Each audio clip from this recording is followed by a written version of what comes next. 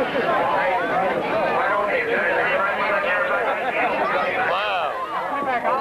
hay algo que igual quiere decir, from here is, from foot. Well, you gotta have a good tire, black car in the back. Oh, you got a rough place. No.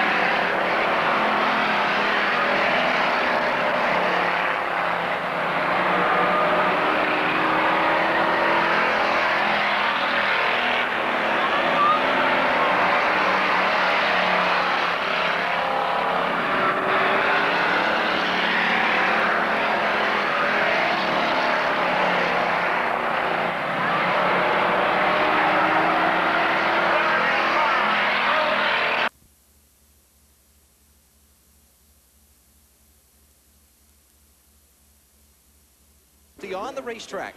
Under this caution flag, he is the leader of the Pennsylvania 500.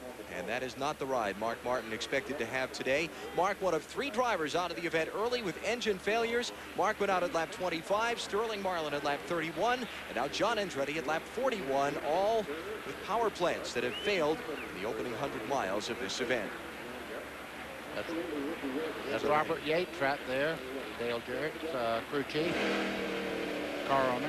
And a man with power plants that are well known for their horsepower and reliability. Yeah, they handle in a straight line usually very well. All right, we're getting set to go back at it. Field comes off the corner. Let's update you that Bill Elliott, giving up second spot for the pit stop, is back in 27th now.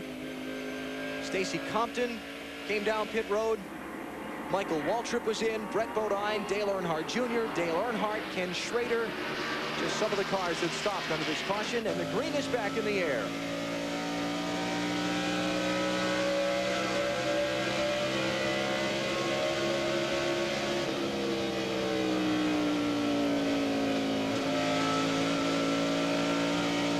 As you can see, it's not just a ride in the park. You can see him fighting that car as he goes through the corners. As the air pressures and the heat gets back in the tires, they handle a little bit better. But Rusty is one of those drivers that really works on the steering wheel when he goes through the corner. See him right there, just correcting just a little bit to keep it in a good straight line as he starts up out of the corner.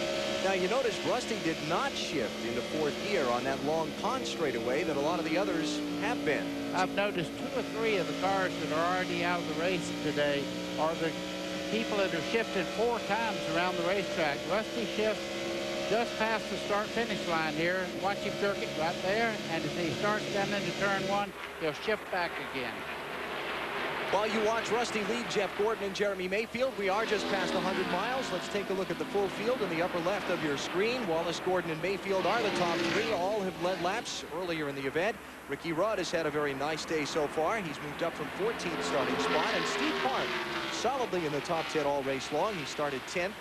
There's Dale Jarrett, who's moved up to the 7th position. Bobby Labonte started 13th. He runs 8th. Johnny Benson running well in the early going also. Jerry Nadeau fell back in the opening laps from 6th starting spot. Now he's starting to kind of pick his way forward.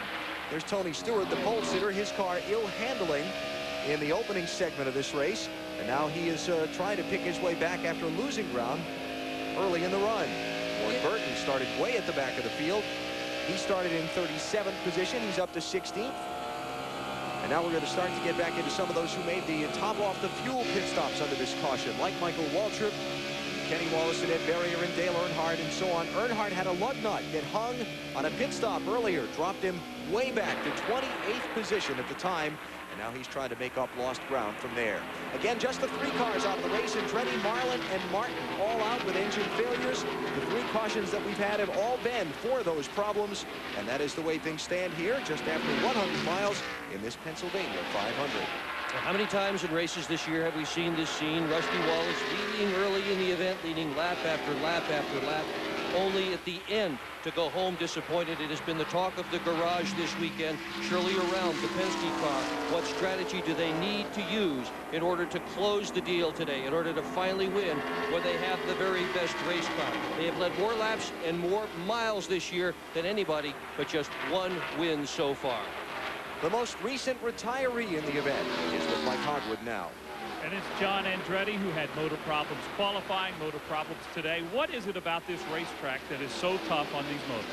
It's these long straightaways. You're just on them so long. You're in high RPM. And the motor builders, I mean, a lot is being asked of them to build more powerful engines. And to do that, you got to lighten up the stuff. And therefore, it gets weaker. But my qualifying in this problem is unrelated. This one was a big blowout. The other one was just a fun tasting. Tough day for the driver of car 43, John Andretti. He's going to finish 41st out of 43 in this one. Here's Dale Earnhardt Jr. in some heavy traffic. Jr. running in 28th spot. I saw his hand go up in the air with all that traffic. If that was me, I'd raise my hand and say, "Can I leave now?" You wouldn't. Man, if that were you right there, yes, you would raise your hand. Both of them probably. Yeah. And ask for forgiveness for being there. But are not allowed through. Richard Dinnan in Marcus back just in front of him, Jimmy Spencer, as he's trying to fight his way up to the front, but he's just not handling the way he wants to handle. Don't Yet this is a backup car after a practice crash here on Saturday. New second place runner, Jeremy Mayfield, around Jeff Gordon to pick up the #2 spot. So Mayfield, one of the early leaders in this event, trying to maneuver his way back to the head of the line. 48 laps in to the Pennsylvania 500, presented by America Online at Pocono.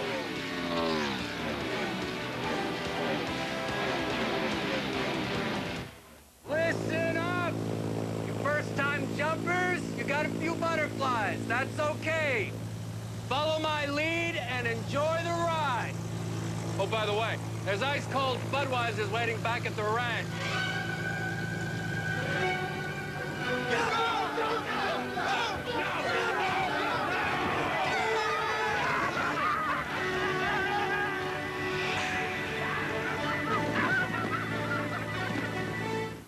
Remember Jared, he lost 245 pounds on his own diet, which included Subway's low-fat sandwiches and lots of walking.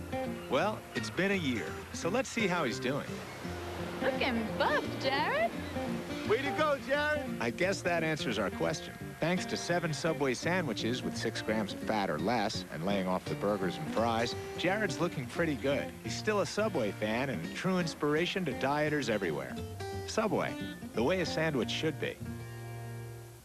In a world where a collect call can cost you dearly, 2 warriors show the way.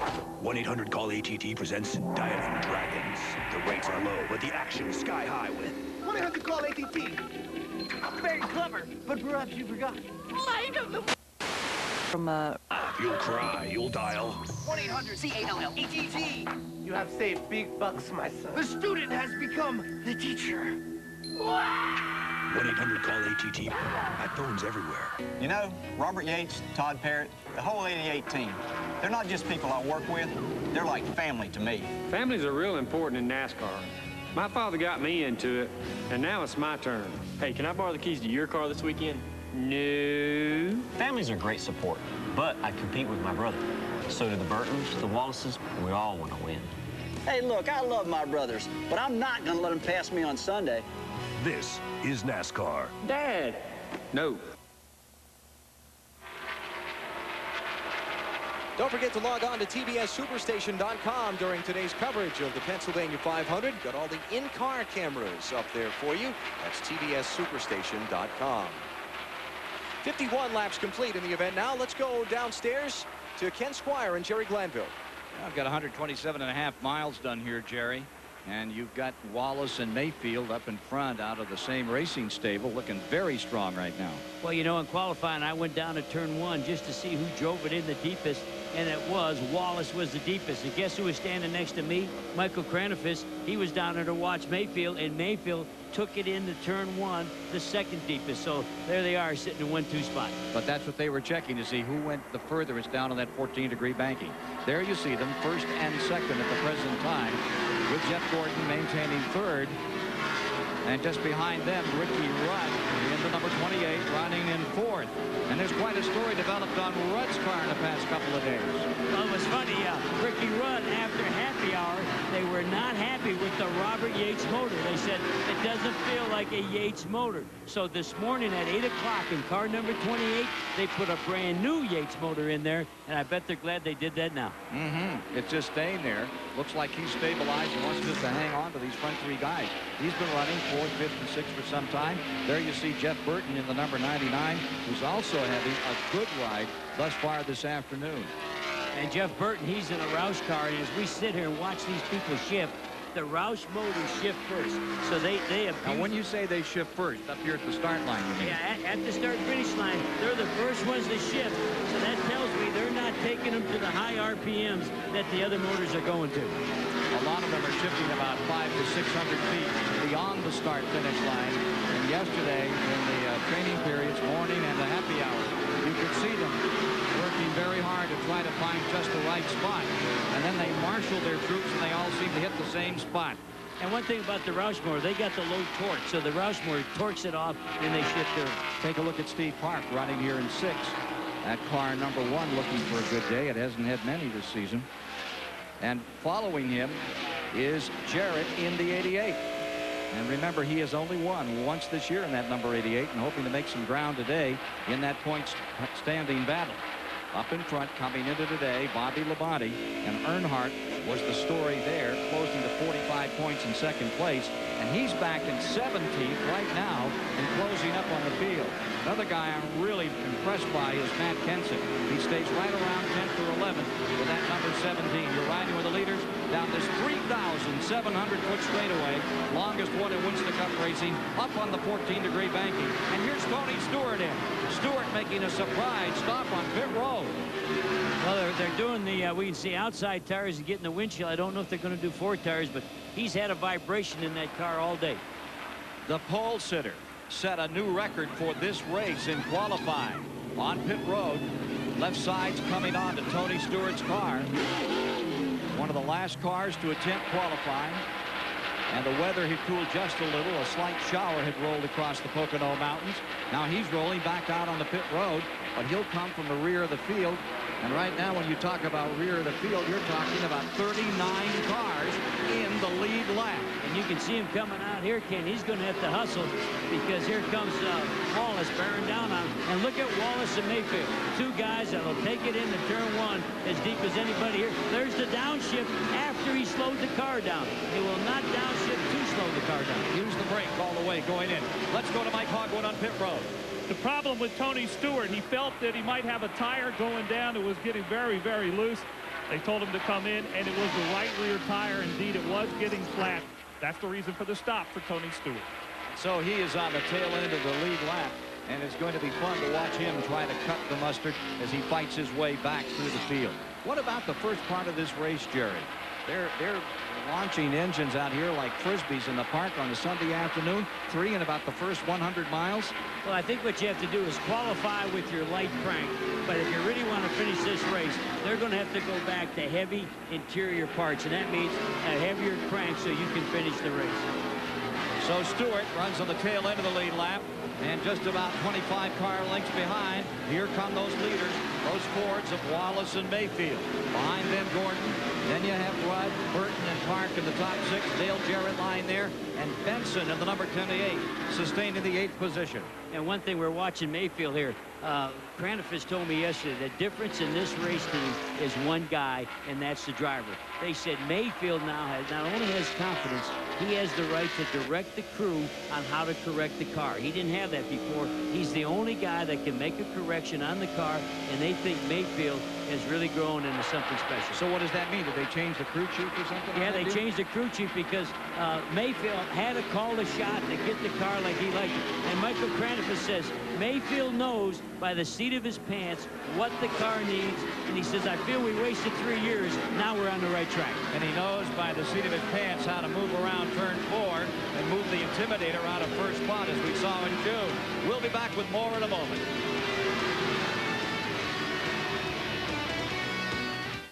Whatever life throws your way, you gotta be ready.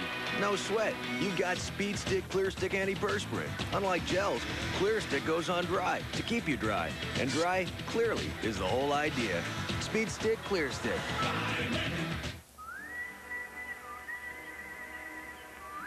Now that Napa Auto Parts and accessories are available online, have we suddenly become hipper? Well, maybe a little. NapaOnline.com, where the world's largest inventory of ready-to-ship parts and expert advice you depend on in our stores, are now available online around the clock. And if something isn't right, you can ship it back or return it to your participating Napa store and we'll make it right. Actually, this is pretty hip. Meet Martin Licious, Storm Chaser. Some head for the basement. He heads for a Chevy S10. It's got advantages over Ford Ranger, like better fuel economy, a bigger bed, and standard four-wheel anti-lock brakes on every model. Because if you want to outrun Mother Nature, you need every advantage you can get. Chevy S10, like a rock.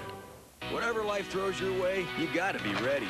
No sweat. You got Speed Stick Clear Stick Antiperspirant. Unlike gels, Clear Stick goes on dry to keep you dry. And dry, clearly, is the whole idea. Speed Stick Clear Stick. Every week on the Superstation, there's a storm shaking the ground, pushing the limits. Thunder. Last week, Chronic cleaned house and left the filthy animals in pain. Lieutenant Loco sent Flair to boot camp and unleashed a down and dirty catfight. Then the heat was on as Steiner and Jarrett faced a reunited Harlem Heat, only to divide and conquer. This Wednesday night on the Superstation, feel the thunder. Thunder. Wednesday, 9:05 Eastern, only on the Superstation.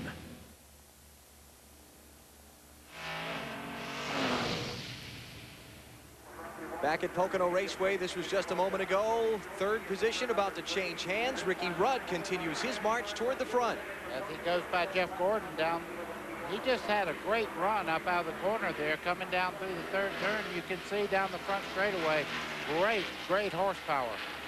And the leader continues to be Rusty Wallace, with Rudd and Gordon trying to close in on he and Jeremy Mayfield, and Wallace coming up on the back bumper of Tony Stewart. Stewart made that green flag pit stop we showed you a moment ago. And Tony runs right now in 39th position.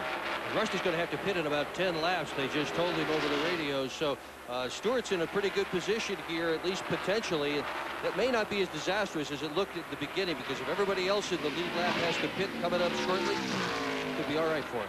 Alan, the car that's flying up through the field right now is Ricky Rudd. That black car that just went by there, he is picking them up, putting them down, and he knows how to get around this racetrack. Never has won here, but he's been second 3 times.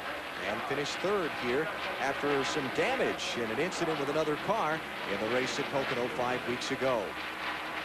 So 60 laps are complete now in this Pennsylvania 500. That puts us at the 150-mile mark. And kind of the general broad scope of the picture is we've had a number of engine failures in the early going that have taken out John Andretti, Sterling Marlin, and Mark Martin.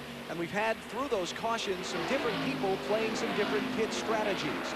Everybody pitted at lap 26. Then under caution at lap 36, a number chose to top off the fuel. Dale Earnhardt included in that group. And then at lap 41, under the third caution, Bill Elliott, Michael Waltrip, Brett Bodine, Dale Earnhardt Jr., Kevin LePage, Rick Mast, Ted Musgrave, Dale Earnhardt, Chad Little, Schrader, Rich Bickle driving Terry Labonte's car, Mike Bliss, Kyle Petty, and Stacy Compton all came in and took fuel. Those cars I just kind of ran you through are going to be able to run for a little while longer. The other front runners like Wallace and Mayfield and Rudd, we expect to see on pit road in about the next 7 laps.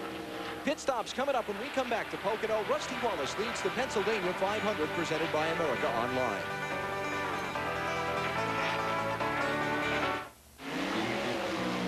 From the quarter mile at St. Louis to the third turn at Talladega to the pits of Laguna Seca.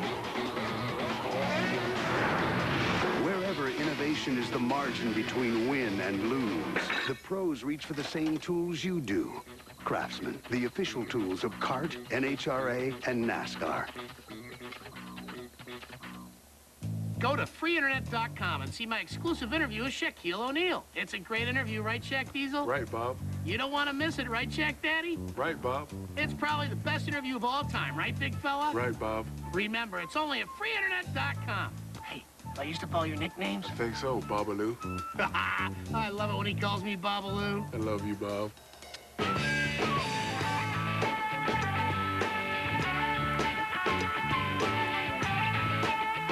The Superstation presents In the Dugout. At the wall, it's gone. After missing the '99 season to his bout with cancer, Andres Galarraga has returned to become the best story in baseball. I don't think anybody in the world expected him to come back as fast as he did. Grand slam home run for the Big Cats. Right out of the gate, El Gato Grande went yard 10 times, and the Braves won a franchise record 15 straight. The Comeback Player of the Year award, you might as well mail it to his house right now. Last year, the Braves missed Galarraga's bat and his solid glove work at first. Oh, what a play by Galarraga. But his presence off the field is what they missed the most. He's always positive, and that's what we need. He seems like he gets everybody ready to play every day. They're on their feet in Atlanta. It's like have fun. I think that's the best way to win. If there was anybody who was going to beat lymphoma, the 24 guys in that clubhouse knew Andres was going to do it. A curtain call for the Cats. Don't miss Andres and the Braves all season on the Superstation. Play free fantasy auto racing at cnnsi.com. Get into high gear and race your way to big prizes. cnnsi.com, the ultimate address in sports. 64 laps of 200 complete in the Pennsylvania 500 presented by America Online. A new second-place runner, Ricky Rudd, has just gotten around Jeremy Mayfield. As Mayfield washed way wide down in turn number 1. So Rudd to second, Mayfield to third, behind leader Rusty Wallace as we close in on green flag pit stops for the leaders. Another look back at that pass. Going down, you can see the 12 car washing out there. Ricky Rudd gets back in the throttle really hard coming out of turn 1 and just motors right on by. Ricky Rudd by far is the quickest car on the racetrack at the moment. Well, tires are getting tired now. We're getting close to the pit stops, and this is where it tells who can run well in a long run and who can't. Rudd is one who has proven himself in that department. He is very good on long runs. Looking back at the interval between Rusty Wallace and Ricky Rudd on the stopwatch, that is 1.002 seconds. That's what it looks like here at Pocono. You can see the white nose of Jeremy Mayfield's Ford back there in third as they come off turn 3 and sweep down the front straightaway by the main, come off turn 2 and down the short stretch to turn 3.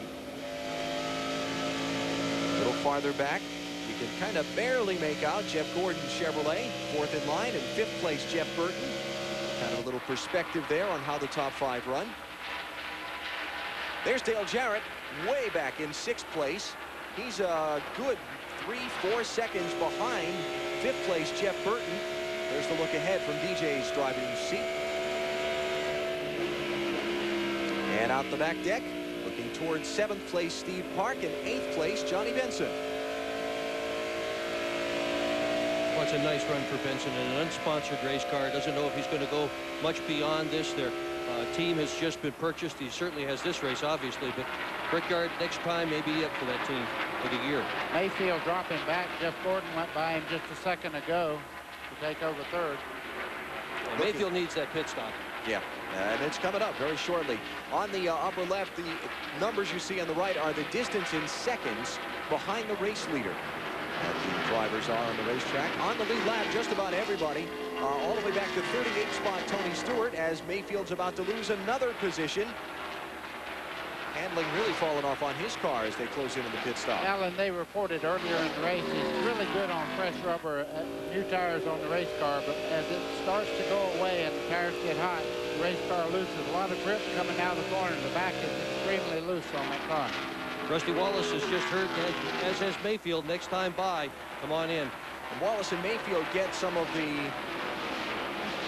poorer, I guess is the right word. I was trying to think if I wanted to be that harsh, but poorer fuel mileage of any team out here. Yeah. They get the horsepower. Yeah, they get the power. I was just going to say, 800 horses eat a lot. Yeah, but they get some of the poorer fuel mileage, and so they will be the first to make a move to pit road under the green flag.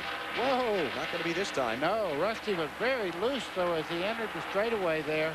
Just out of turn 3 there. He got completely sideways. Here comes Jeremy Mayfield. This will be at lap number 68. Mayfield led earlier in the day from laps 4 to 13, again at laps 16 and 17. Now he gives up 4th position on the racetrack for a pit stop. And he rolls along at the 55-mile-an-hour pit road speed limit. Robert Presley also in. Scott Pruitt is in. Wally Dallenbach was just on pit road under the green. Let's cover the Jeremy Mayfield stop. And Jeremy has really struggled of late. The car is getting tighter the longer it runs. It started to get tight early in that run, and it got worse the longer he went. They're going to loosen him up with some wedge and a track bar adjustment. They have decided now to forego the track bar adjustment. It will be 4 tires. He was very happy with the car, especially at the first part of that run. And remember, we told you earlier, they knew they would be good at the beginning of a run. They were worried about the late part of a run. 18.7 on Jeremy Mayfield's stop. A little bit long there on the stop for Mayfield's team. Now, here come Rusty Wallace, Ricky Rudd, Jeff Gordon, and Jeff Burton, all going to pit together. So the 1st, 2nd, 3rd, and 4th place cars after the Mayfield stop all come in. Mike Massaro. And Ricky Rudd now in his pit stall, hits his marks absolutely perfect. Crew Chief Michael McSwain calling this stop. The car's been extremely good on long runs. It looks like it's going to be 4 tires and fuel. Just a standard stop for the Texaco team, getting those last drops of 76 Racing Fuel in. He's down off the Jackson, back out on the racetrack, 18.2 to Mike Hogwood. And Rusty Wallace with a great pit stop, took on 4 tires fuel, made a slight wedge adjustment, He is happy with the car. He's down and away. Almost got tangled up with Ward Burton as Rusty was leaving. Ward coming in. That's going to cost somebody. Yeah. Steve Park's team chasing a loose tire. That'll be a penalty for Park. Truman's who's going to win the race there? All right. We have to send him over to Sydney for our Olympic team. You know, it's a good thing there weren't a bunch of race cars coming down pit road when he went out chasing that tire. Remember, the rule is if you let a tire roll across pit road, you'll have to come back in for a stop-and-go penalty. More pit stops. Johnny Benson is in. Matt Kenseth's coming in. Jerry Nadeau's coming in. We've also had Dale Jarrett, Steve Park, Joe Nemechek, and Ward Burton on the pit lane. There's Nadeau ducking to his stall at the back of the picture as Benson moves toward his stop. Johnny running now after the other cars pitted up in third position. Let's go to Marty Snyder. And what a terrific run for Johnny Benson. He is running in 8th. The car's a little bit tight. They make a wedge adjustment, try and loosen him up. That should help him both getting in and off the corners. Matt Kenseth is pitting right behind Johnny Benson. Kenseth also a little bit tight. He is running in the 9th spot. Good runs for both of these guys. Benson now down the way. 17.5 on the stop for Johnny Benson. Kenseth leading as well.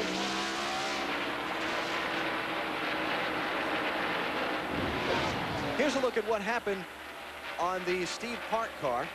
There it is. It's going out. Did Dale Jarrett hit it on his way out? I think he did snag it, and of course he started to go get it, and then they said, go back and get that tire. So he goes down through there sprinting, and these guys are pretty good athletes. They work out about 4 days a week, the pit crew guys do. Here's Bobby Labonte, the NASCAR Winston Cup championship leader, into the pits. He did lead a lap when everybody else peeled off, collected 5 bonus points toward the title. Now Labonte in for his service. Made a slight adjustment there, took a roundabout out of the left rear.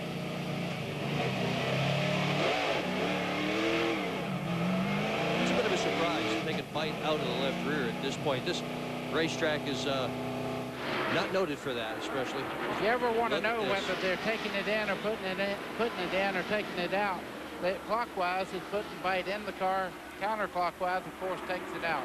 Now, remember, we talked about some drivers topping off the fuel at the end of the last caution we had. Well, those drivers have now cycled to the head of the class, and that is your leader, and Dale Earnhardt. All he needs is a caution flag. Yeah. In a few more laps. Earnhardt leads. Bill Elliott is second. Dave Blaney is third. Fourth is Bobby Hamilton. And Jimmy Spencer is fifth. This in the middle of the cycle of stops. Sixth is Rick Mast. Mike Skinner is seventh. Earnhardt Jr. is eighth. Elliott Sadler is ninth. And Chad Little rounds out your top 10. So there's the interval first to second. Earnhardt and then Bill Elliott as they approach the tunnel turn. And you see that tape on the front of the car there kind of blowing around there. Nothing to worry about, folks. That's the way they tape them off. And if it starts running hot, that's the part that they'll pull away. But they should be able to run another 10 laps before they have to pit if we don't see a caution flag. So Earnhardt out in front, 2.5 seconds ahead of Bill Elliott. 72 of 200 laps complete in the Pennsylvania 500, presented by America Online, live on Superstation TBS. I can't resist.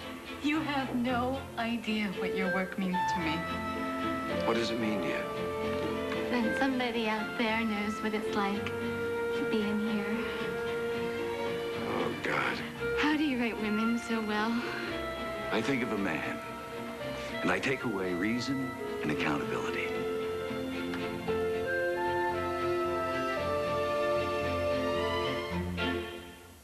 It's your concert hall. It's your car. Keep it going with Midas. New services, more parts, a lifetime guarantee. We're more than mufflers. Go Midas. Doing more, performing at my best, uses up nutrients. New Centrum Performance helps replace them with more key B vitamins plus ginseng and ginkgo. It helps energize my mind and body. Life's demanding, but I thrive on it. Centrum Performance. Life demands.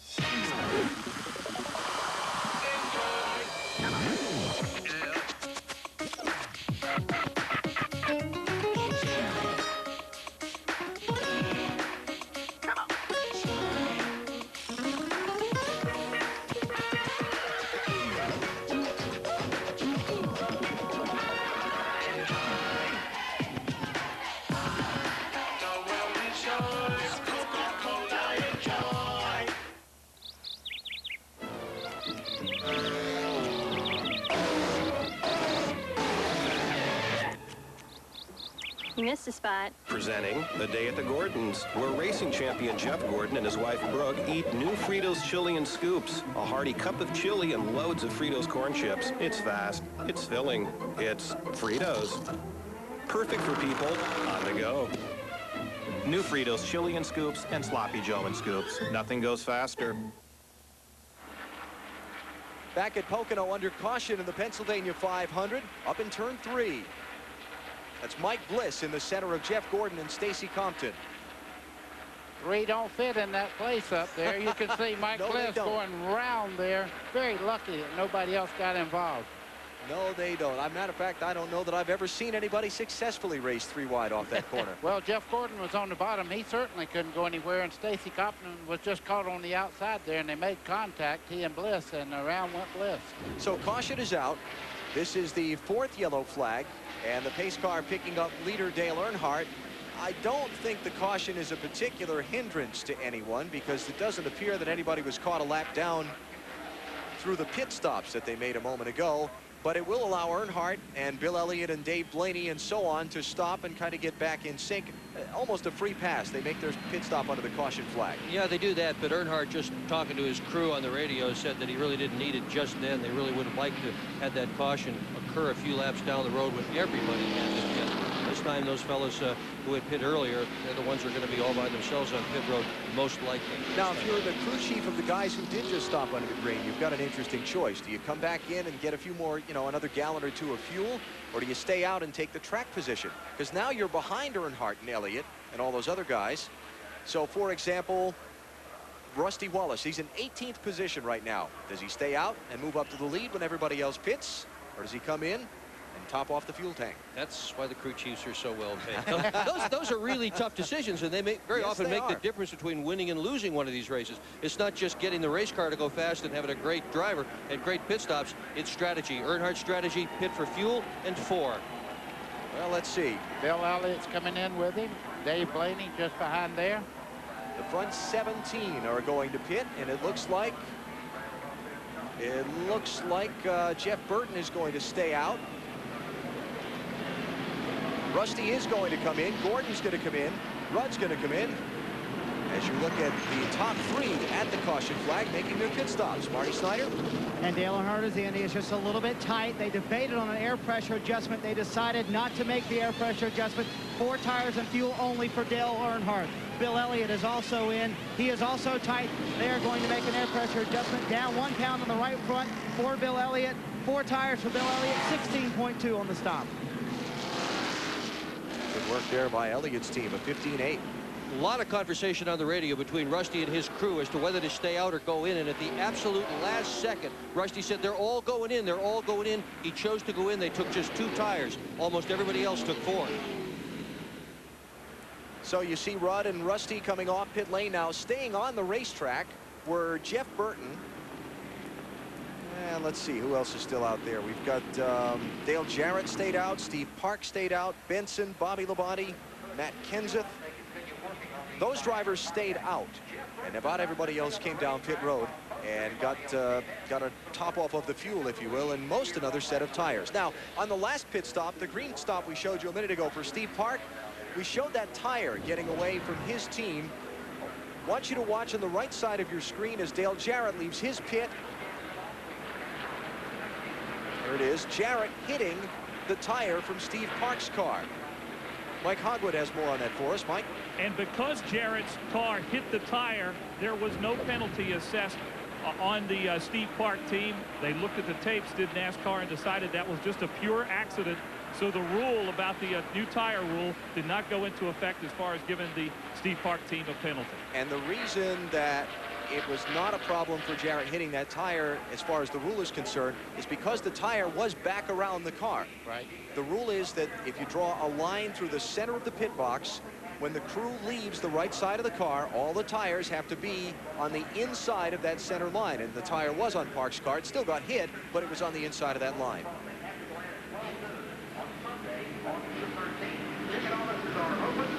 Looking ahead from Jeff Burton's car at the cause of the caution flag. Who's right in front of him? Oh boy. Gordon gets into the 27 there. Good old replays. Wow. And Burton, of all things, is the leader. Staying out on the racetrack under the caution flag. Let's take a break and come back for the restart in a moment. From the leader in ride control technology comes the latest in a long line of innovations. Introducing Monroe's revolutionary new Reflex Shock with impact sensor technology that reacts instantly, shifting between firm and soft compression in just 12 milliseconds. Combining superior comfort with a dramatic reduction in pitch and roll for maximum safety. Experience the new standard in comfort and control with the new Reflex Shock from Monroe. Worry about your car lasting? Imagine going 500 miles in one stretch at 200 miles an hour. That can zap the life right out of your car. That's why my team has always used Haviland Motor Oil, the same unique formulation you can get for your car. Check it suspension.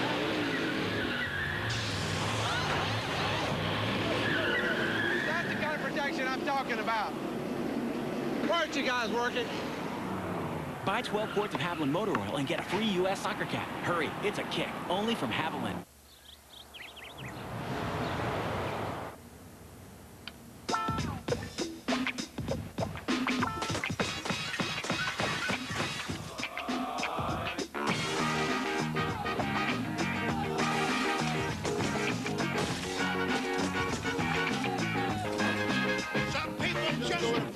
The earth-shattering sound you get when we install a 12-inch subwoofer in your car.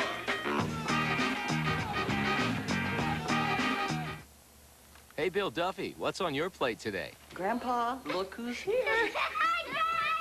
We've got them all day. Grandpa,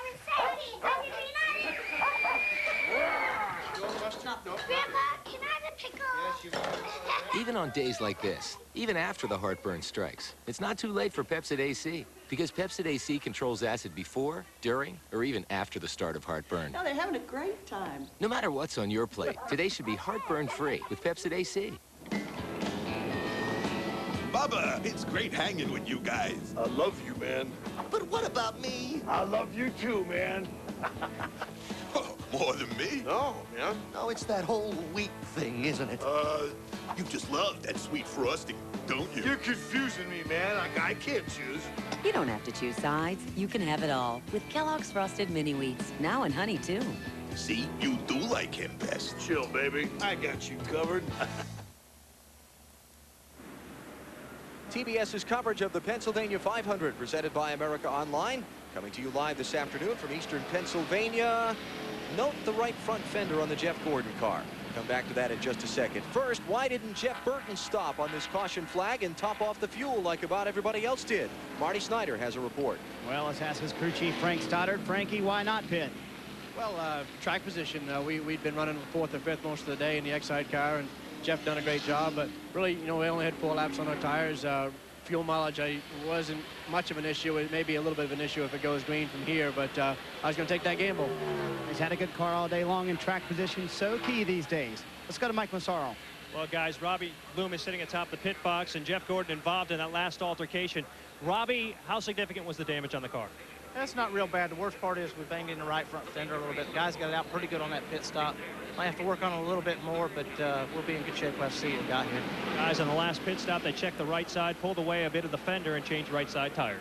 The good part about the contact they had, just a little black mark just in front of the tire there, and just behind the tire is where that actual contact was. So I don't think it hurt the front end of the car that much. I want you to look at the way that that left front fender goes straight down, though, by the tire. Yeah. And then when we get a look at the right front fender again, the very lower corner of it there at the front of the wheel is kind of kinked in. These cars are so finely tuned aerodynamically that could, see how the right front, the lower part of that's kinked in a little bit? We'll see how that plays out. I think you'll be okay there. We'll come back for the restart.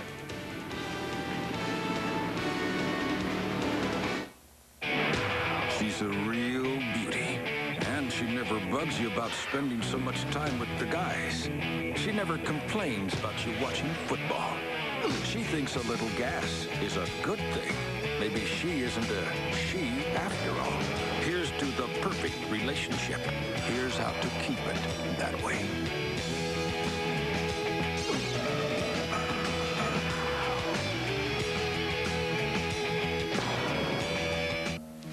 Dale Jarrett here with a very special offer. A new CD of all my favorite tracks.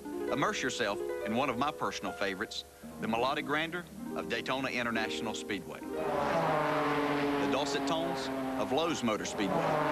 Set your spirits soaring to the sounds of California Speedway. Of course, these performances are better live. But bring your Visa card, because at these tracks, you can't buy tickets with an American Express card. Visa, it's everywhere NASCAR fans want to be. This is my favorite part. Hi, I'm Enzo, your friendly neighborhood paint guy. There is nothing that makes a home look fresher than a fresh coat of paint. The easiest part of painting is the final step, putting the paint on the wall. The hardest part is the prep. I want them to be able to come into my store and from start to finish, get all the information they're going to need to make their project successful. If you do it right the first time, you won't have to do it so often. Because some things you don't want to do more than once. We guarantee our prices, we guarantee the product. If you're not happy, you come back and we'll make it right. The Home Depot, where low prices are just the beginning. Introducing a new race car by Team Monte Carlo. There's a proper way to introduce a race car. First, you show it from the front. Next, you show it from the side. Finally, you show it from the rear. Introducing the all-new NASCAR Chevy Monte Carlo. Not bad. Next time, show them a little more side. Yeah. The cars more champions depend on. Chevy, we'll be there. The Pennsylvania 500, presented by America Online on the Superstation. Brought to you by the motor oil that provides maximum protection. Castrol GTX, drive hard. By Visa, the preferred card of NASCAR. Visa, it's everywhere NASCAR fans want to be. By the Home Depot, the official home improvement warehouse of NASCAR. And by Chevrolet. Chevy, we'll be there. Back at Pocono as the pace car heads off the racetrack, and we get set to go back at it at the 200-mile mark. The green flag waves. Now it is Jeff Burton who is out in front, leading for the first time all day. He brings the field up to speed down towards turn number 1. Bit of a surprise to see him running this well in the race this morning. They were not all that optimistic about that. Whoa, look at this going into turn 1. Challenge for the lead. Yeah, it's gone.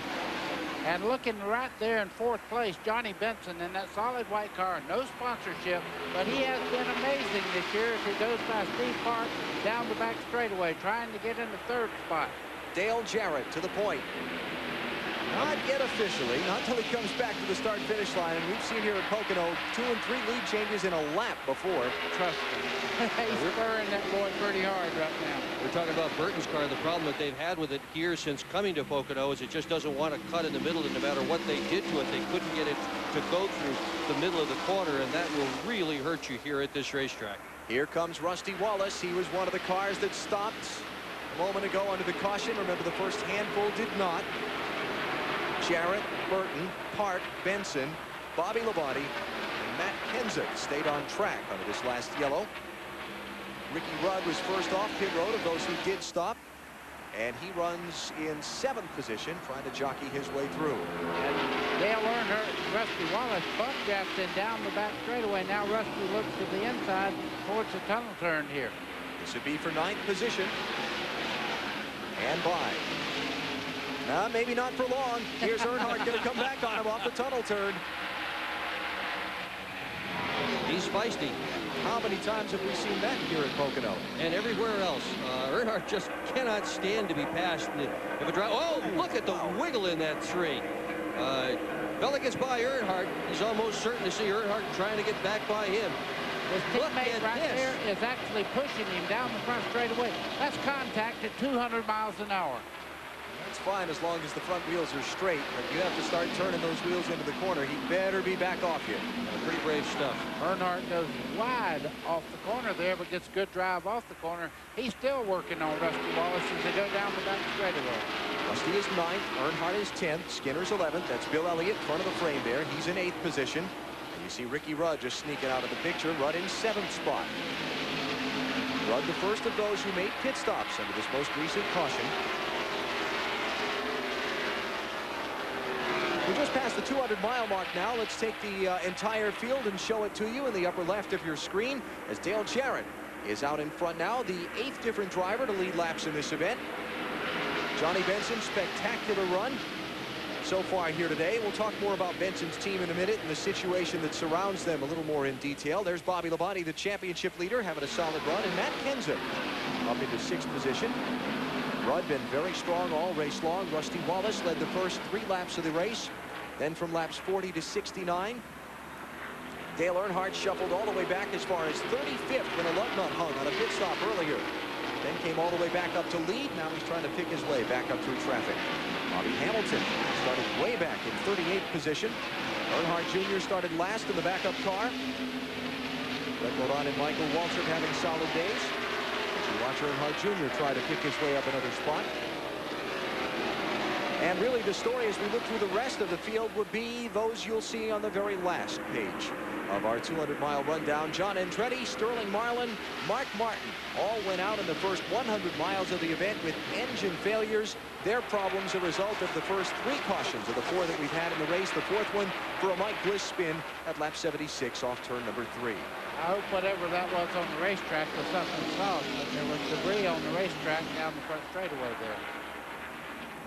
Park having a great run in the 4th spot. That yellow Pennzoil car just coming into your picture here. That's his career best finish ever. Steve Park, 4th. C4 caution flags. So far, 11 different lead changes. Rusty Wallace, Jeremy Mayfield, Jeff Gordon, Bill Elliott, Bobby Labonte, Dale Earnhardt, and Jeff Burton and Dale Jarrett are those who have led laps so far through 200 miles.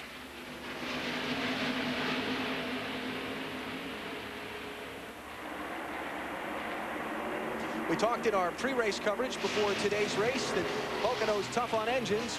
It has been one of the headline stories of the race so far. Lap 25, 26 for Mark Martin, Sterling Marlin out at lap 31. Same thing, same spot on the racetrack. And John Andretti down the Long Pond straightaway, the second longest of the 3 straights here at Pocono. The engine going out from underneath his machine. Very, very demanding place on equipment. And the funny thing is, last time we were here in June, all the engines blew up in the last 100 miles. So far, we've lost 3 in the first 100 miles of today's race. 85 and 200 laps complete. Dale Jarrett leads the Pennsylvania 500 presented by America Online. Live coverage on TBS continues in just a moment.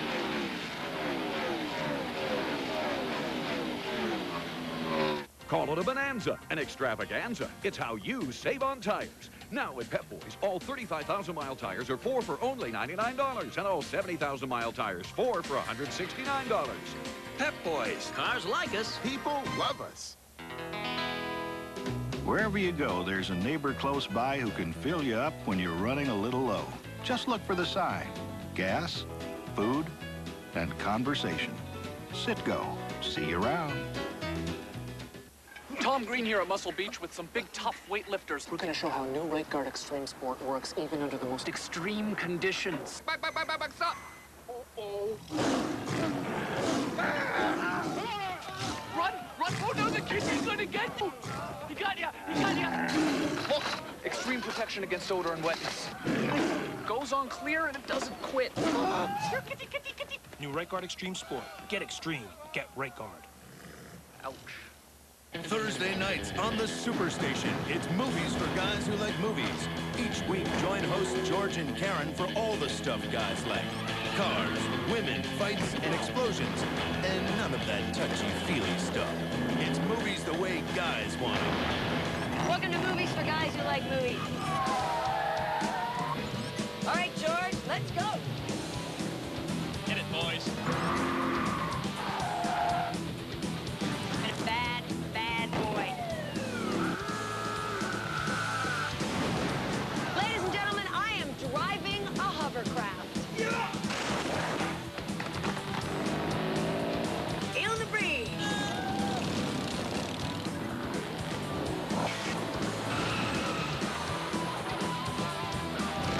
Movies for guys who like movies. It's movies the way guys want them. Thursday nights on the Superstation.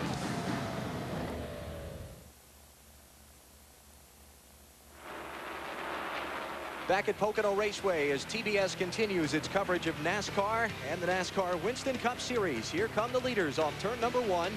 It is Dale Jarrett out in front of Jeff Burton, Johnny Benson, Steve Park, and Bobby Labonte. There you see the top 5. as Jarrett leads this Pennsylvania 500 just after 200 miles in. This race, in particular, has had quite an effect on Dale Jarrett's career. It was back in 1995. He was driving for Robert Yates, subbing for the injured Ernie Irvin. Gotten to a point in the season where folks just plain out were questioning whether Jarrett could get the job done. Came to this race, got his first win of the year, and his first win for Yates stopped all the speculation, stopped all the questions about his ability to win, and it went from that point to where by the end of the season, Robert wanted to form an entire new team around Dale Jarrett, the one that he is riding in now, that went on to become NASCAR Winston Cup champions. Yes, and he and Todd Parrott just get along so very well. They may start the race a little bit off, but as the race goes along, he and his crew chief just absolutely work miracles. When they have a bad day, they finish in the top 5. One of the miracles that they work is many of the drivers and crew chiefs here decide that they're going to try and get the car really, really good in one corner or another. DJ and Parrott have decided they're not going to give up anything at all. They just keep working on that car until it's fast in all 3 corners. It's a decided edge because they can do that. The third car in that line is Johnny Benson, the plain white number 10. We touched on the story a little earlier. Want to get into it a little deeper now. Benson's team and its sponsor for the season had an agreement to disagree. There were some financial difficulties involved. The team owner, Tim Beverly, took the sponsor decals off the car at Daytona, basically, and then sold the team on Thursday to MB2 Racing, the team that owns the Ken Schrader car, and they will become the second operation for Schrader's group. Next year, 2001, they already have a sponsor lined up for Benson in that car. The problem is they don't have anything on it for the rest of this year and don't want to hurt Schrader's racing effort by trying to run 2 cars on one sponsor's money. So if they can't find some backing for the rest of this year for Benson's car, they may not run any farther than the Indianapolis race 1 week from this coming Saturday. I talked with Jay Fry, the general manager of the team, this morning. He said they're working on some things. They're hoping to have something. They would hate to shut this team down and not finish the year because they're running so well, but they already do have a sponsor in place for 2001. Just need to find something to help them through the rest of this year. Alan, and if somebody's really wanting to find out right now what it's like to sponsor a good Western Cup team, they could get on there for a couple of weeks and experiment and find out whether they would like to be a sponsor. Because this car has dazzled the racing world this year. Almost won the Daytona 500, leading right down to the end. Got forced up on a restart there, but he's been in contention to win several times this year. Johnny Benson running in 3rd position now. Marty Snyder is in his pit. And this team has been impressive all year long. 17th in points, running 3rd right now. James Ince is his crew chief. James, what's he said on this run? The car looks pretty good.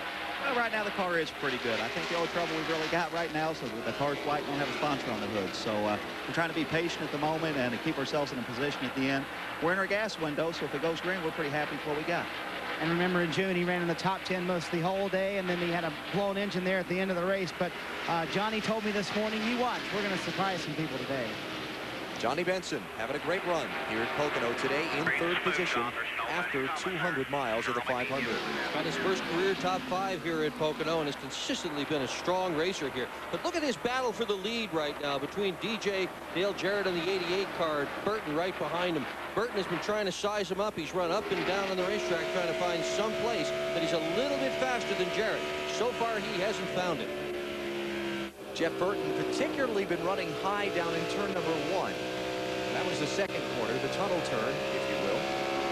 So named because that's where the access tunnel to the infield runs under into the track. And that's also Burton's very favorite part of this racetrack. You get him to talk about the tunnel turn, you may have a 30-minute conversation with Jeff Burton. Here he comes. Yep. And that's off turn 3. Back in the draft. Couldn't quite get alongside. He says when he gets that tunnel turn just right that he could really get a guy set up and get him on the bottom. Maybe he can do that right now with Dale Jarrett. See if he goes back to the bottom or if he stays in that upper lane that he's been running. Yep, way out wide. Way wide there, but he gets good grip there in the center part of the corner. And what he's doing right now, he's not putting a lot of pressure on the tires. He's letting the car roll through the center part of the corner.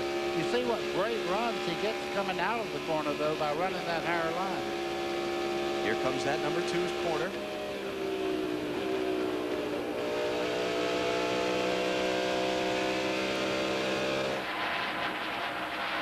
Terrific ride. Jeff Burton running in 2nd, Dale Jarrett, the race leader. Elliott Sadler, sophomore driver, running the Wood Brothers car, back in 33rd position. Jump on board with Elliott here for a minute and look at our telemetry.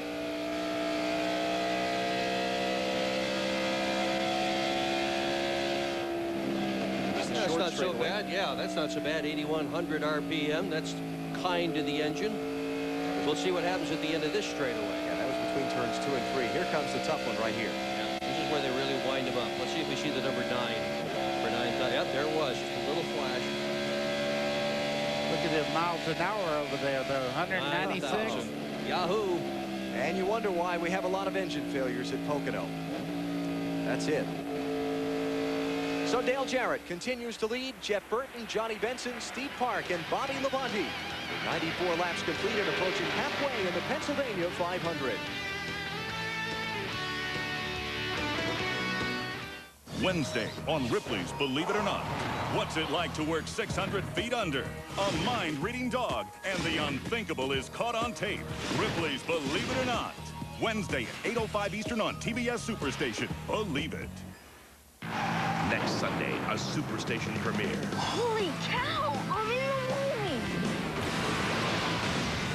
Arnold Schwarzenegger. I just found out I was imaginary. Last Action Hero, 8 Eastern, next Sunday on the Superstation. Now that Napa Auto Parts and accessories are available online, have we suddenly become hipper? Well, maybe a little. NapaOnline.com, where the world's largest inventory of ready-to-ship parts and expert advice you depend on in our stores, are now available online around the clock. And if something isn't right, you can ship it back or return it to your participating Napa store and we'll make it right. Actually, this is pretty hip. You know, this place reminds me of a guy I knew named Julius. Another Dale Waltrip story. Oh, really, really. This guy, he was in the junkyard one day kicking around, and he found a rocket booster. So he says, I'm going to set myself a land speed record. So he got that thing up to speed. He hit the switch. He took off into outer space. So whatever happened to him? He came down out here somewhere. Get out of here. On Route 66. Now at Kmart.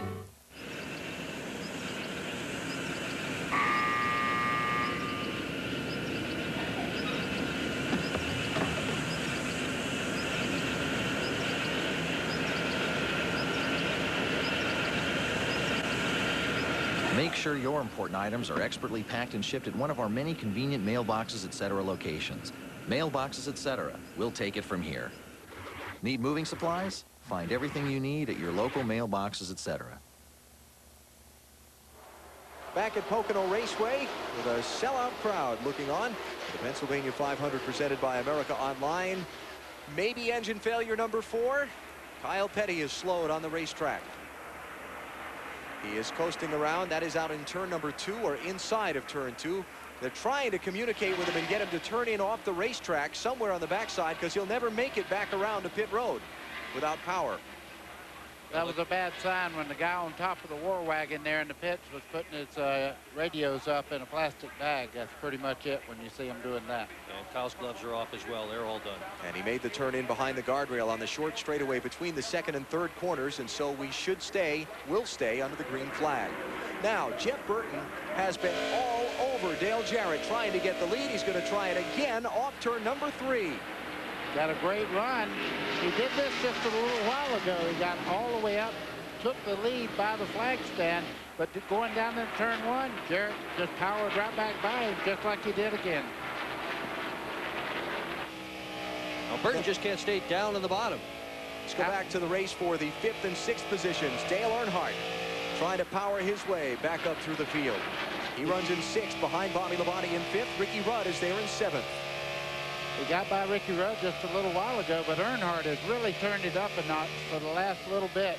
He's passed several good race cars, and the car is excellent through the corners. As you can see, left side right up on the rumple strips as he tries to put Bobby Labonte another spot back. How'd you like to try to defend against Earnhardt? You look in your rearview mirror, and he's on the right of you, then he's on the left of you, then he's right in your back bumper. You just never know where he's going to try and get you. Right now, it's on the outside of Bobby Labonte. It's on the outside off of turn number 3.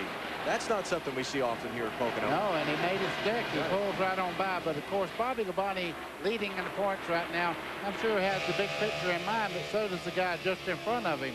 Only 45 points back. So this is pretty extensive what they're doing right now, racing each other. I'm sure they want to clear each other and maybe put a little distance between. Napa Field summary, upper left of your screen as we approach halfway. And still, Dale Jarrett fending off Jeff Burton's try. Now, believe it or not, Burton has led 2 out of the last 4 laps at the start-finish line. But Jarrett keeps coming right back. He just can't hang on to it. He can get by Jarrett in the 88 car, but Jeff Burton, who we're looking back at right now from the lead, can't hold on. I think Jeff Burton has a better 150-mile-an-hour car, where the 88 is a little better at 200 miles an hour at the far end of the front straightaway. Cross flags being shown to Jarrett and Burton halfway through the Pennsylvania 500 as those two continue fighting for the lead. Now we're at lap number 100. Jarrett and Burton were in at lap 69. They should be able to go about another 10 laps before they'll have to pit again if we don't see a caution. 40 laps being about the range that they can go. You're watching Jeff Burton here a couple of weeks ago. They had a special night for his crew chief, Frank Stoddard, at Thunder Road Speedway in Vermont, where Frank came out of, and it was really neat to see a crew chief standing there signing autographs, and the big long line of people that stood there just waiting for Frank's autograph. He is an absolute hero back in Vermont where he came from, and why not? He does a great job with that number 99 car. Little perspective there for you on the top 10 running order. Here comes Jeff Burton, going to try off turn 3 once more. Not this time. Back in line. Marty, go ahead. Well, perhaps the only reason Dale Jarrett did not win here in June was this little piece. This holds in the rear sway bar. And about this point in the race, Jarrett's car got extremely tight. And what happened was they could not free it up. They tried and tried and tried to free it up. But at the very end of the race, they finally got it as loose as DJ wanted it. When they got the car back to the shop, the rear sway bar pin had broken and the rear sway bar came unhooked, therefore making DJ's car very tight. Very difficult to win a race if you're planning on the rear sway bar being hooked up.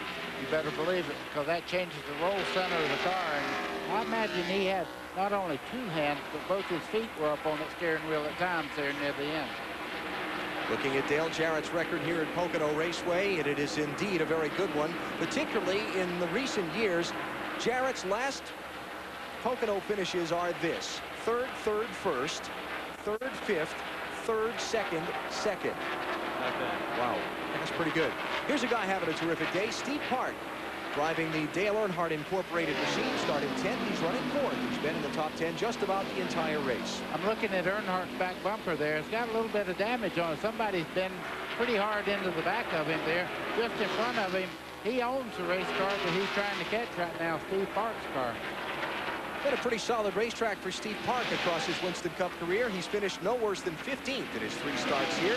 Mike Hogwood can add more for us on Steve Park. That 15th place finish came back in June, and since then they have done a lot of work on this race car, on the chassis, and they really feel good about the way it's running today. But they have had some near misses. Early in the race, Steve Park radioed in, felt a bad vibration in the car. Turns out they had an unbalanced tire.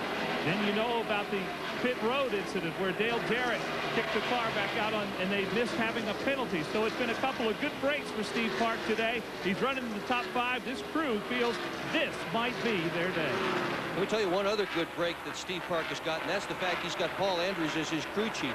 Andrews has won here with 3 different drivers: Jeffrey Bodine, Alan Kowicki, and Jeremy Mayfield. He surely knows how to win at this racetrack. And again, Steve Park running in 4th position right now, trying to hold off Dale Earnhardt and Ricky Rudd, who are 5th and 6th. Still Dale Jarrett holding off Jeff Burton for the race lead, just past halfway in the Pennsylvania 500, presented by America Online.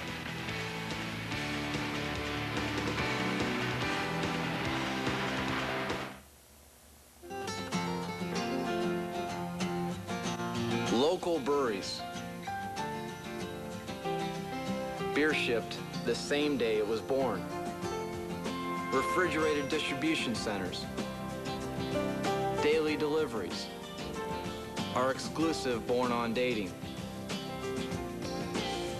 That's how we guarantee Budweiser is the freshest beer choice out there.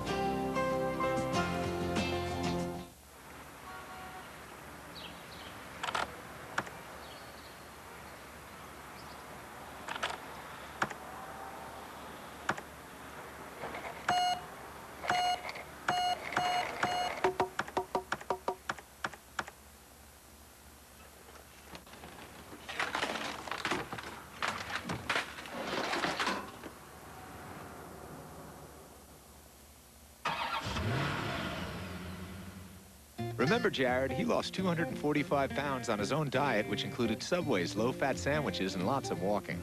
Well, it's been a year, so let's see how he's doing. Looking buff, Jared. Way to go, Jared! I guess that answers our question. Thanks to 7 Subway sandwiches with 6 grams of fat or less and laying off the burgers and fries, Jared's looking pretty good. He's still a Subway fan and a true inspiration to dieters everywhere. Subway, the way a sandwich should be. Guys, it's getting real loose on me. Rusty, pit next lap. Pit next lap? Pit next lap. Are you sure? I'm positive. What's going on, guys? Stay out or pit. Pit. No pit. Pit. Pit. Pit. Pit. No pit. Pit. No, baby. Pit. Don't pit. From the driver's seat to the pit, to anywhere NASCAR fans might be, Motorola technology is bringing the action closer to everyone. No pit over. Bringing Kyle Petty's car back from where he pulled it off course in the middle of all the infield, getting it back to the garage, waiting to get a report on the final problem. We suspect an engine failure, but we hope to hear from Kyle and the race team on what the actual cause was momentarily. Dale Jarrett is your race leader. Over Jeff Burton, Johnny Benson, Steve Park, and Dale Earnhardt. Let's go to Mike Hogwood. Well, Dale Jarrett team is going to pit in the next 1 or 2 laps. They have reported that a fuel pressure light has come on, and it has caused some concern among this team. So Dale Jarrett will be in very, very shortly. Dale Jarrett last pitted at lap 69, so he's run 8 laps? All right. Since his last stop, and well, actually, 37 laps. So he's getting right there. The one thing you don't want to do on a racetrack like this with flat corners, if you run out of fuel on front straightaway, you won't even make it back to pit road. Can't take a chance on it. Yeah, and Jeff Burton has just been told the 88 is going to pit this time by. Stay out. So 88, Jarrett is going to come in. Burton will assume the lead. I talked to Frankie Stoddard this morning, Jeff Burton's crew chief, and he said, I asked him about his fuel mileage and so on. He said, I can guarantee you, whatever anybody else has told you they're getting for mileage, we're getting better. And that's their track record. Jack Roush has worked and worked and worked on fuel mileage, and he has gotten the job done. The Roush cars didn't used to be very good on fuel mileage. In fact, years ago, they were absolutely terrible. Great power, but not good fuel mileage. And Jack has fixed that. They are right up there now, maybe the very best in all of Winston Cup. Yeah, I did a report with him. Jared heads for the pits now. Our leader's coming in. You're going to see him go by Bobby Hamilton's car that the Kodak crew is pushing back toward the garage area. Hamilton just coming on pit road a moment ago. Dale Jarrett down to the speed limit and heading toward his pit at lap number 108. Let's cover the stop. As we told you, the fuel pressure light was on, taking no chances. It is Dale Jarrett on pit road. The adjustment they're going to make, a ½ pound of air pressure out of the right front. Around to the left side now. Jack Van Barry Muse has the car up onto Jack. Mike Brower, Kevin Gilman are the tire changers. Fuel is in. Jarrett down and away, 16.2 seconds. Very solid, respectable stop time there for Jarrett and company as he heads back out onto the racetrack. It does hand the lead over to Jeff Burton, though we expect to see him in the next few laps. Yep. You hear somebody say a great pit stop, that would be 15 seconds. A bad pit stop, a 19-second stop. Yeah, amazing, isn't it? Yeah. 15 seconds. Wow, and I have to leave my car to have one tire change. Here comes Jeff Burton, your leader, down the front stretch, looking back at the interval to Johnny Benson, the second-place car now. Steve Park beginning to feel some more heat from Dale Earnhardt behind him. There's Benson running in second. Can't expect him to have to pit momentarily. There's Park. You know, we talked about Benson earlier about the great run that he's had, but one run we forgot to mention was his best finish all year, second at Bristol. I mean, he has had absolutely a terrific year this year, and to have no sponsor on the side of that car, it makes you wonder who's not watching. Just a little wiggle there for Jeff Burton. I'd say Jeff Burton's getting ready for a pit stop. Not too long away because the handling is giving up a little bit on the car. He looked a little bit better when he was running with another race car out there behind him. He's given up, but he's still out in front. Yes, he is. That's the good part. At 162 miles an hour, by the way, out front. He's having a good, solid run here.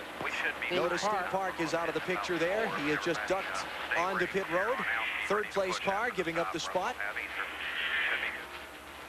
I believe that was James Ince, Johnny Benson's crew chief. We were hearing there, talking to Johnny about when they're going to pit. Lap 110, the pit stop for Steve Park. Let's go back down to pit road. Oh, trouble in turn one. Ricky Rudd into the outside wall. Rudd is into the outside wall. Caution is out. Looks like maybe the right front tire went down or something because he has hit the outside wall hard. And it started way back up on the straightaway. I'm looking at the black marks. You can see right front is not moving at all. The whole right side of that car caved in. But look at the black marks there going down just right into the wall. And that's a 198-mile-an-hour point in the racetrack for Ricky Rudd.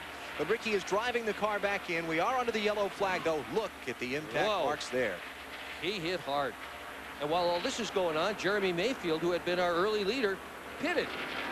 Not as big a disaster for Park and Mayfield and Jarrett, who had stopped under green, as it might have been at any other track on the circuit, because you can make the pit stop and stay on the lead lap here. So actually it's going to work out to their advantage. As far as track position, they'll go back around, not come back in, and when they come by here, everybody that stops will have to get back behind them. Let's see what happened to Ricky Rudd as he sailed off into turn number 1 at lap 110. He's running behind Dale Earnhardt in 4th position. He turns in, and the car just goes straight right there, straight into the wall. Boy, but the brakes, he locked it right up going into that corner. Mike Massaro can tell us more about that. Mike? Well, Alan, it's tough to speculate on what might have happened. However, just judging from their radio conversation, we get a pretty good idea. Just a couple of laps ago, Ricky had radioed in complaining about this set of tires, saying it was very tight in the tunnel turn and was just about to head down pit road the next couple of laps to change tires. They think they had a right side tire let go. So Ricky Rudd, after running so very well in the opening half of this Pennsylvania 500, now limping back around to the pit lane and no doubt into the garage with significant damage to that machine. So we should see the leaders come back down to pit road in just a moment. They're on the straightaway between turns 2 and 3. And just to verify, the Steve Park and Jeremy Mayfield and Dale Jarrett cars did stay on the lead lap. So if they choose to stay on the racetrack here, they will probably move up into the top 3 positions when everybody else comes in for pit stops.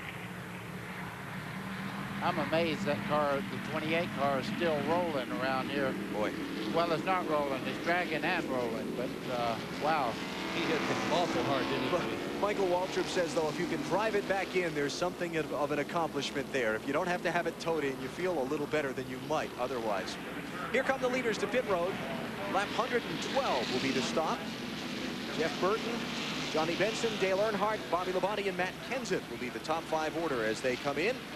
Follow Burton, Benson, and Earnhardt, the top 3 as they go to their stalls. All the way down in the turn 1 end of pit road. Johnny Benson swings into the pits. He's in the middle frame there. Earnhardt in the bottom. We have Johnny Benson's radio channel open on the air. See what the communication is like there.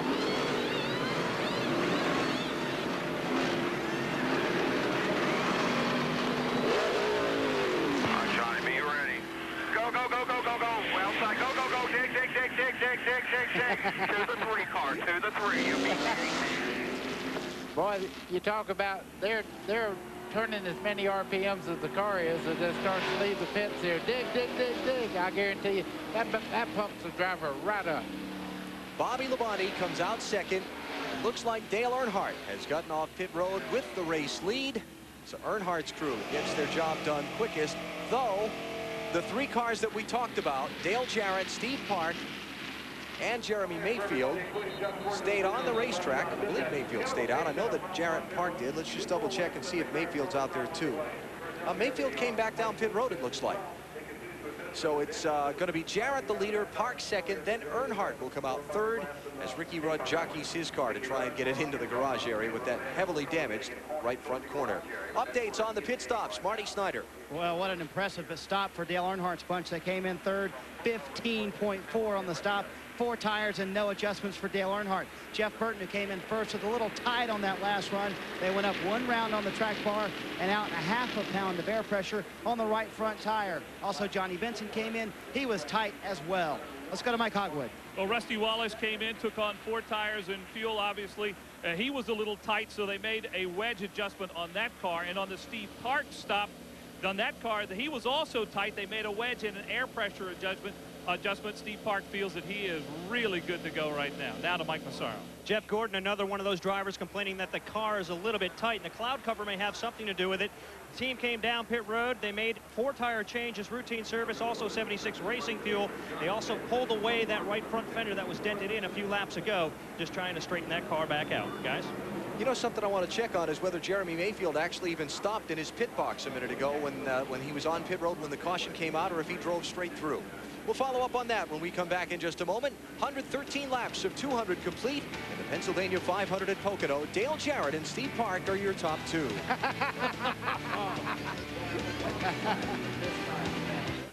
Pocono Raceway is one of NASCAR's most exciting tracks. Mayfield going for his second career win. He nudges him out of the way. Earnhardt goes high. Mayfield is going to win here at Pocono. Don't miss out on the action in 2001. Pocono recently added 17,000 grandstand seats. Call now to receive a preferred customer order form for great seats in 2001. When ordering your tickets, check out the Pit Paddock Pass. It's the closest you can get to see your favorite cars and drivers. Call toll-free 1-800-RACEWAY. That's 1-800-RACEWAY. Well done, Demetrius. You have passed the test of fire and the test of great strength. Now, the final test. You must eat a Wendy's Classic Triple with cheese, Mickey fries, and a drink. Only the most heroic can finish such a large meal. Nikos, it is too big. Zeus, what mortal can make such a feast? A great man. His name is Dave Thomas. Man? No. He must be a god. Wendy's Classic Triple, as close to bliss as a mortal can get. And remember, Wendy's pickup window is open late, so you can eat great even late. Sometimes you just got to get it done, no matter what. You can plan all you want, but you still got deadlines. Sometimes you need extra equipment. I'll tell you who saved my neck a time or two. Nation's Rent. They got what I want. They get it to me when I need it. It's newer, and it works. I can count on these guys. Nation's Rent carries Omni-Quip Textron, Snorkel, Low, SkyTrack, and SCATTRAC. They get it done for me. Nation's Rent. 1-800-NO-SWEAT. The year 2018. Jim Gabriel's son is dying. Unless you settled your son's account, I won't be allowed to administer the vaccine. He is a desperate father willing to do anything to save him. Where is my son? Even sacrifice his own life. Never underestimate the power of a father's love. Eric Roberts, Carrie Elways, and Sarah Winter. Race Against Time. World premiere tonight at 8 on TNT. Coming next Sunday on TBS, a young fan gets a magic ticket into the movie world of his favorite action film character. Don't miss Arnold Schwarzenegger in the Superstation premiere of Last Action Hero, coming next Sunday only on the Superstation. Latest caution brought out by Ricky Rudd, crashing in turn 1. Mike Hogwood is with him. A tough break for Ricky Rudd, who was running so well today. Ricky, what happened? Are you okay?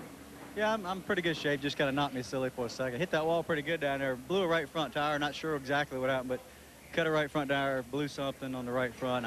I had it before I turned, right about the time you get ready to turn down in the corner, and all I had time to do is grab some brakes, and that was it. I noticed I'm working on your car. Are you going to be able to get back out?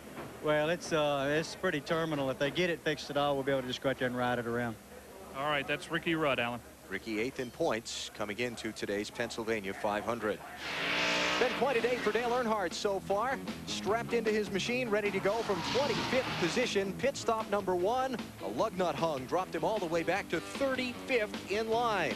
So he started picking his way back from the field on another caution. Came in late to top off the fuel. Had nothing to lose at that point. Then hammered his way up through some of the traffic. Eventually, things in front of Earnhardt opened up all his way. And some of the other leaders began pitting under the green flag, like Rusty Wallace. Wouldn't you know, Earnhardt found himself up into the lead, then got a caution right after he took the lead. And that put him back in sequence with everybody else. He was able to come down pit road under the yellow flag, and he has remained pretty much in the top 6 or 7 ever since then. He was 11th on the restart from that pit stop, hammering his way quickly up into the 5th and 4th positions. Dale Earnhardt passing Bobby Labonte here just before the yellow flag for a spot, and now Earnhardt first off pit road and in 3rd position behind Dale Jarrett and Steve Park, who have stayed on the racetrack under this yellow. They've just waved off the restart. We were supposed to get a second ago, so let's squeeze a commercial break in here. Come back for the restart in just a moment at Pocono. It's not just a new sign. It's a new Midas. Expanded services, new genuine Midas parts, a lifetime guarantee. We're more than mufflers. We're a new way to keep a good thing going. Go Midas. Summer means kicking back with a cool Sonic slush. Choose from any of our luscious fresh fruit slushes or try a blue coconut, bubblegum, or new watermelon flavor. There's a taste for everyone. Sonic, your summer flavor place. This is your DJ asking the heat. Can you ease up on a brother? It's a steam bath out here. Jamie Foxx. Ooh, it's hot. Whoa, hot stepping, hot stepping. Say it's kind of hot. Coors Light. That's what I'm talking about. Jamie, mouth to mouth. What? I don't think so. Well, that lifeguard bit didn't work. Coors Light. Yeah. Watch this. Wednesday night on the Superstation. The jackpot, the mother lode. Enter the bizarre world of Ripley's Believe It or Not. This is the point of no return. The unbelievable. Frightening and impossible. It's great. It's awesome. The unexplainable. Breathtaking. I was scared. And the just plain weird. It was just the most incredible thing I've ever seen. We are not trying to be freaks. Critics call Ripley's an amazing show. It will completely change what it means to be human. That stretches the limits of imagination. What, you don't believe me? Stories you can't imagine. It got pretty close sometimes. The techniques were designed to kill. People you won't believe. We're playing with lives here. I was absolutely shocked, absolutely stunned. Hosted by Dean Cain. I've always been fascinated by stories of the strange and unusual. It is the most exciting job in the world. Ripley's Believe It or Not. Wednesday night at 8:05 Eastern, only on TBS Superstation. I don't know how someone can do that. Believe it. About a third of a lap away from the restart here at Pocono. Quickly, let's go to pit road and Marty Snyder. Well, Jeremy Mayfield is back in 20th. He came down during the caution flag, took on right side tires, came back in when everybody else came in, took on left side tires. A whole host of problems for fifth place runner Johnny Benson. He has an alternator problem. They've had it for about the last 15-20 minutes. He's been flipping switches inside the car, trying to get the alternator to live. That could wear on the battery a little later. He also has a slight vibration in the transmission, nothing they're too worried about. And he also, we're not done yet, has a vibration on some of the tires he just put on. Now, they think that is because of the low air pressure, and they think that once the air pressure gets up, tires should be fine. Green flag. Back at it at lap 116. Look at the brake. 1, 2, 3, 4, 5 deep. Headed for turn 1. And it's a good thing it's a long straightaway to get back in line, but they're not there just yet. Yeah, but you can see they're down to 2 wide as they go through the corner there. Somebody had to miss a shift in that group to cause them to scatter that far that fast. Wild stuff. Earnhardt on the move for second on Steve Park. Off turn number 1. He's got it. Earnhardt to second behind Dale Jarrett.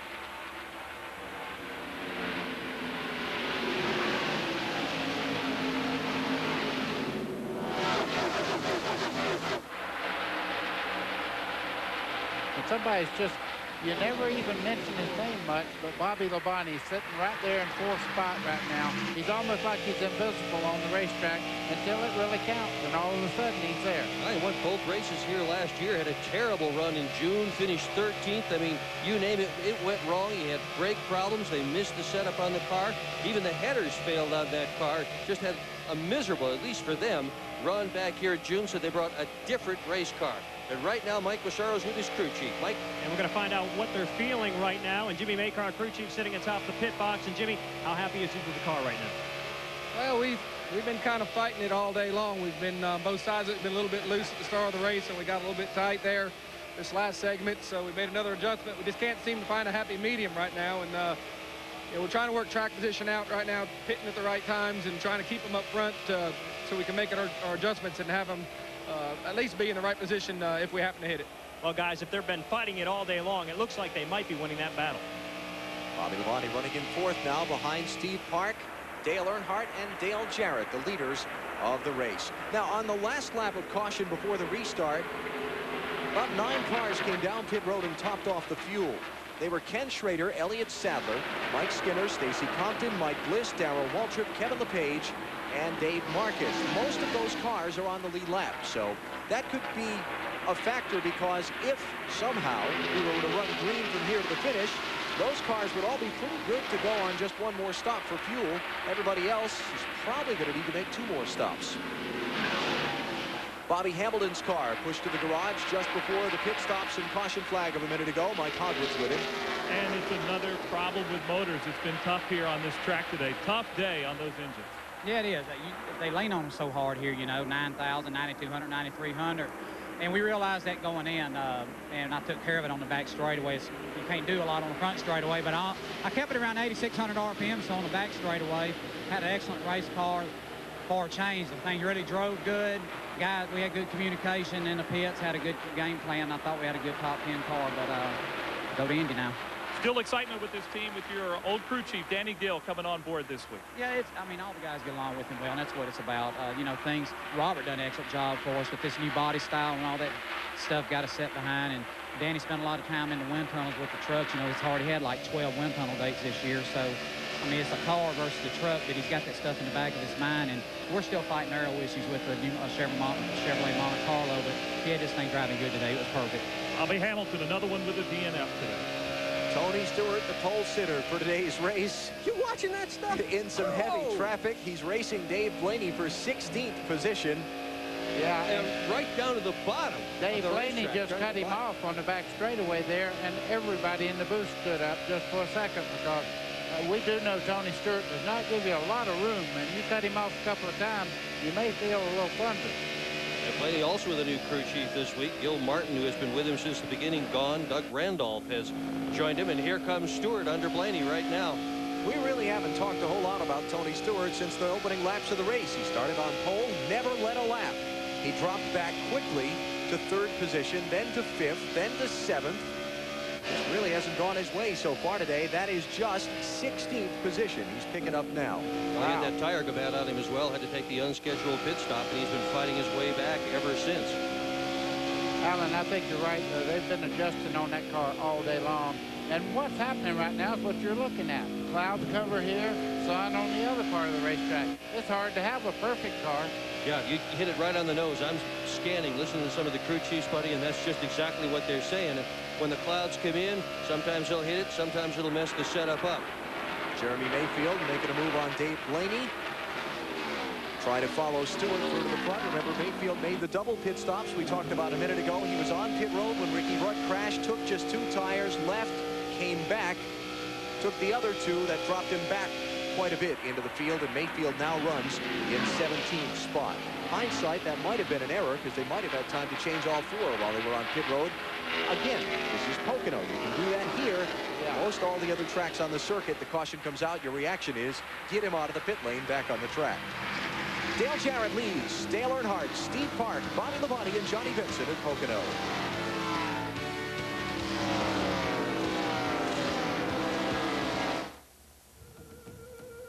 Monday night on the Superstation. There's been a homicide on Indian land. It's turned into a civil conflict, Indian against Indian. There's a civil war brewing.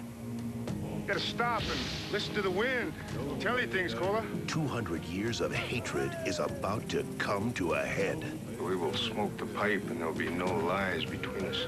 Val Kilmer, Sam Shepard, Thunderheart, 8:05 Eastern, Monday night on the Superstation. Meet the inspiration behind the truck. We thought of them when we gave it the most powerful V8 of any 4x4 pickup. We thought of them when we gave it a bigger extended cab than Ford F-150 or Dodge Ram. Maybe that's why Chevy Silverado owners think so highly of the truck. Now ranked most appealing full-sized pickup by J.D. Power and Associates. Silverado, it's the truck from Chevy. The new Pro Start Plus battery from Pep Boys. Every size, every battery, one great price, $39.99. And in 16 sizes, Pro Start Plus fits almost all cars, trucks, vans, and SUVs at just $39.99. Pep Boys. Cars like us. People love us.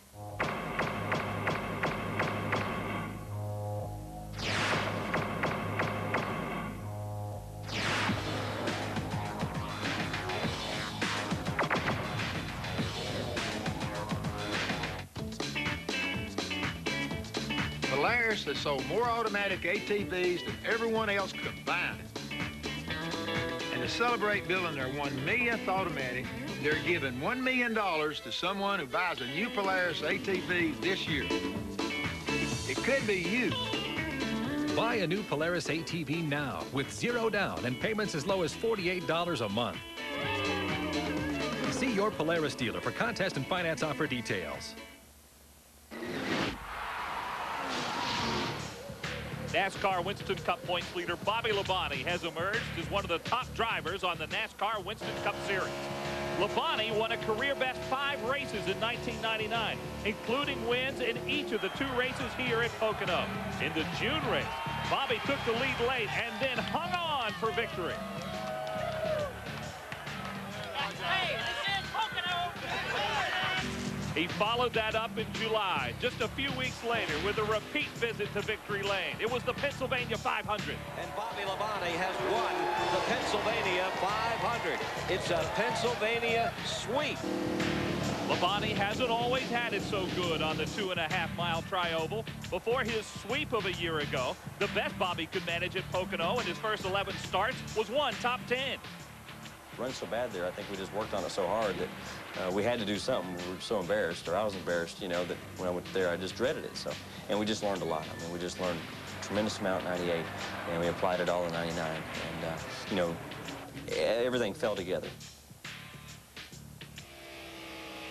Riding with Bobby Labonte in the 2000 running of the Pennsylvania 500, presented by America Online, the current championship leader in the NASCAR Winston Cup Series, running in 4th spot now. He started in 13th. He has led 1 lap today during an exchange of green flag pit stops. Close call a minute ago. Mike Skinner racing inside of Ed Berrier. Chad Little there, Ted Musgraves there, Skinner in the 31. Yow. Yahoo. Now that's what you call loose. When you see the back end jump out like that, that is what you call a loose race car. And Ted Musgrave in the 01 car did a terrific job there as well. Skinner. Now Musgrave has that ride for this week in the Brickyard 400. They're looking for somebody to drive that car at Watkins Glen after that. Bet you Ron Fellows gets a call. If he hasn't, he better be on the phone looking on that deal. And then after that, I don't know who's going to drive that car. Musgrave does a good enough job to satisfy the team here. He sticks with it. He will be running the team's Busch Grand National car, however, starting next week. Musgrave in 27th, Skinner in 28th position. We are just past 300 miles in today's race. And let's take a look back at the way everybody stands now here in this Pennsylvania 500. Dale Jarrett, the race leader, one of 8 different drivers that have traded the lead on 18 different occasions throughout today's event. See Earnhardt in park running 2nd and 3rd. It's been an eventful day for Earnhardt, we documented earlier. Jeff Burton led just before the last exchange of pit stops. Now he's back in 6th position. In the next 3, you've got Rusty Wallace, who led a pretty good bit in the early part of the race. Jeff Gordon dropped back a little after some right front fender damage when he and Mike Bliss got together in turn number 3 a while ago. There you see Wallace about to feel a challenge from Jeff Gordon for a position. His door's got a pretty good ding in it, too. Look at Gordon's car there. Yeah. Beaten in on the right side. Dale Earnhardt Jr. running in 10th, started last in a backup car after a vicious crash in yesterday morning's practice session. Matt Kenseth running right with him there. Rick Mast, a very solid day. Haven't talked about him. He started 35th. He's up to 14th. Rich Bickle taking over the car. Terry Labonte started, dropped to the end of the field, took over the car on the lap 26 caution. He's moved back up to 15th. Very solid run there. Ward Burton also doing very well. Ward starting way back in 37th position. He's up to 13th. Jeremy Mayfield, we talked about the double pit stop a minute ago, and Tony Stewart there, having fallen back earlier and not been able to get back up front. Last car on the lead lap at this point in the race looks to be Mike Bliss back in 35th position. And he's lucky to be there after spinning, coming off turn 3 and having to go to the pits for a couple of times trying to straighten the body up on the car. So Bliss last one on the lead lap. Now the car is 1 or more laps down. Ed Berrier there. Marcus. Rudd is off. Hamilton is off. Rudd with a crash. Hamilton, Kyle Petty, John Andretti, Sterling Marlin, and Mark Martin all out with engine failures. Pocono again being a monster for the engine builders on the NASCAR Winston Cup Tour. Rusty Wallace, Jeremy Mayfield, Jeff Gordon, Bill Elliott, Bobby Labonte, Dale Earnhardt, Jeff Burton, and Dale Jarrett have taken turns leading laps. 5 caution flags. 3 for blown engines, 1 for the Mike Bliss spin at lap 76, 1 for Ricky Rudd cutting his right front tire and hitting the wall in turn 1 at lap 112. So that's the way things stand just past 300 miles in this 27th running of the Pennsylvania 500 at Pocono. Dale Jarrett opening up a bit of a lead now on Dale Earnhardt, the 2nd place car. You know, 18 lead changes here already. The most we've seen in any race all year has been 30 with 129 laps in. Could beat that here today at the rate things are going. I kind of like his shot. I'm riding along with the lead car. It's been a long time since I've been able to do that. Just riding right on through the corner, watching him run a perfect lap, getting back in the throttle ever so easy, and now full throttle as he heads off down this long front straightaway. Well, he is so smooth.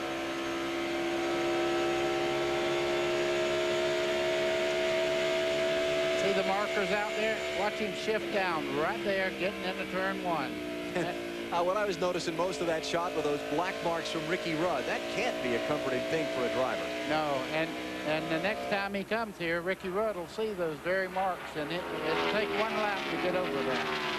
Steve Park having a great day. We talked about Steve a little while ago, running in third position, seeking that so far elusive first NASCAR Winston Cup Series victory.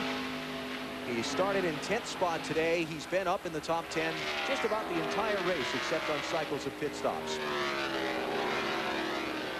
To Mike Massaro. Well, Alan, what you're about to look at is the wreck that Ricky Rudd was involved in on lap 112. We reported that he was complaining about the set of tires, that there was built-up pressure in the right front tire, and he was just about to head down pit road. While that may be all good and true, it doesn't look like that may have been the cause of the problem.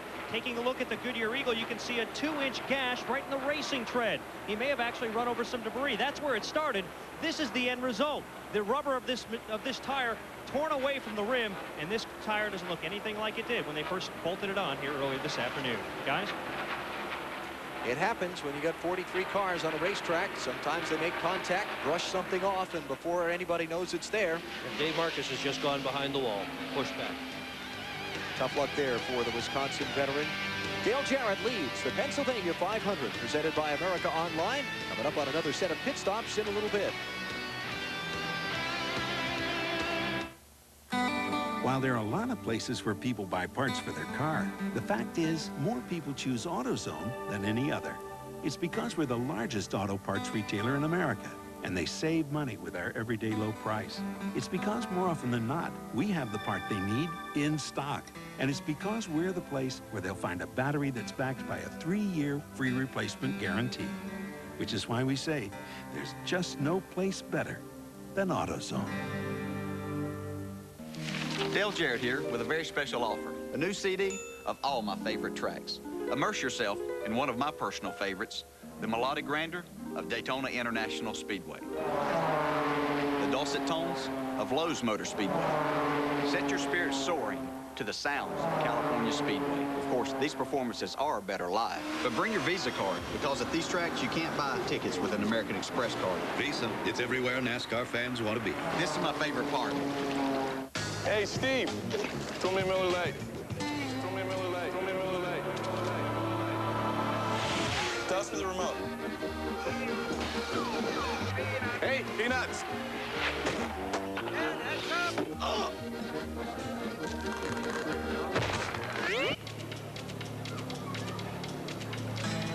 Introducing the unbreakable plastic bottle from Miller Lite. I'm such a klutz. I'm Dan. It's Miller time. I'm okay. Do you want to see something really scary? This Friday, sink your teeth into this summer's funniest, nuttiest movie. You'll scream with delight. Eddie Murphy, Nutty Professor 2, The Clumps, rated PG-13. Starts Friday in theaters everywhere. LA West Luxury Vehicles, available nationwide from select Ford dealers. Call us at 1-800-786-VANS. New for all race fan families, introducing the Simpson Child Car Safety Seat, available soon at these racing places. For more information, visit our website at www.simpsonraceproducts.com. Chase Authentics is the authentic trackside apparel of NASCAR. Authentic racing apparel you'll find on hot drivers. Chase Authentics. Back at Pocono Raceway and TBS's live coverage of the Pennsylvania 500, presented by America Online, looking at the 10th place runner, Matt Kenseth. One of the NASCAR Winston Cup Series Rookie of the Year candidates. He is leading the Rookie of the Year points by some 14 markers over Dale Earnhardt Jr. The rookie standings based on their best 17 finishes in the season. And he leads Dale Jr. and Dave Blaney and the rest of the rookies in today's race. Marty Snyder has more on Matt Kenseth. Well, Matt's having a terrific run, and in the June race here, he said he felt like he got better with every lap that he ran. Pocono is very tough to rookies. A rookie has never won here at Pocono, and Matt Kenseth desperately needs a top 10 finish. He has not had one since Dover in June. He just called Robbie Reiser a few moments ago, said the car's a little bit loose, but he's pretty happy. And again, he feels like he's learning more and more every lap. This is a very tough place to get a hold of, especially for a rookie. Matt Kenseth doing a solid job today. You know, Marty's exactly right. And I was talking to Robbie Reiser, his crew chief, over in the garage area earlier this morning. He said, we didn't have any notes. We never raced at Pocono. Now we have a race here, and with the second time here, we do have notes. And we're improving every time we go back to a racetrack for the second time. Have notes, they weren't even sure how they were supposed to get out of here to beat the traffic when the race is all over. Robbie Reiser asked me, how do you get out of here when the races are done and over with? And this is a shame. Elliott Sadler behind the wall. Trouble. Marty. Well, they had a little smoke a little bit earlier. It is a Roush engine, which is the same engine, obviously, that Mark Martin does run. They thought it might be a transmission leak. They have a little bit of oil smoke. They're going to try and fix this on this pit stop. They came in a moment ago, took on 4 tires, and tried to find the leak. They couldn't locate it. Now they shut it down. And one of Mark Martin's crew members is here to check out and see what the engine problem might be. All right, so Elliott Sadler in with the hood up on his car. Dave Marcus went to the garage a moment ago as well. And we'll get an update on what has happened to him in just a moment. Here's the first stop, the aftermath of the first stop that Elliott Sadler made. He'd been reported to be smoking on the racetrack, so they brought him down pit road and looked. When he left, the telltale sign was there. And I know you're wondering what he was smelling there, but the difference in the smells of the greases for the rear end, the transmission, and also motor oil are totally different. So that's why he did that. But DJ's opening up on Earnhardt. Yeah. And Earnhardt's opening up on Park. He's starting to spread out now. Looking at the lead group as they came through the second corner there, and as you could see, they've all kind of spread out just a little bit. As the first corner they've come through, now coming down to the second turn. Jarrett, Earnhardt, Park, Benson, still running well in fourth, despite some of the potential problems we heard about earlier after the last pit stop. Then you've got Jeff Burton, Jeff Gordon, Bobby Labonte, Rusty Wallace, Bill Elliott, and Matt Kenseth rounding out the top 10 cars. And again, all fairly equally spaced out on the racetrack. The two that are the closest together at this point would be Wallace and Elliott racing for 8th and 9th spots. And then Rick Mast in 11th, and A.J. Foyt's car is having a good solid run today. He hadn't been up in the first 5 all day long, but he's been right around there. Let's go on board with Robert Presley, who's having a fairly solid run in 17th position. Started off in 20th spot, so steady if not spectacular would be the description of Robert's day. We have the radio channel between Robert and his crew chief Ryan Pemberton open as he works on Tony Stewart for a spot. Stewart continuing to struggle. Sabika's 16th spot. Clear, all clear. That means he can go out against the wall because he's cleared the car he's passing. Nice and smooth.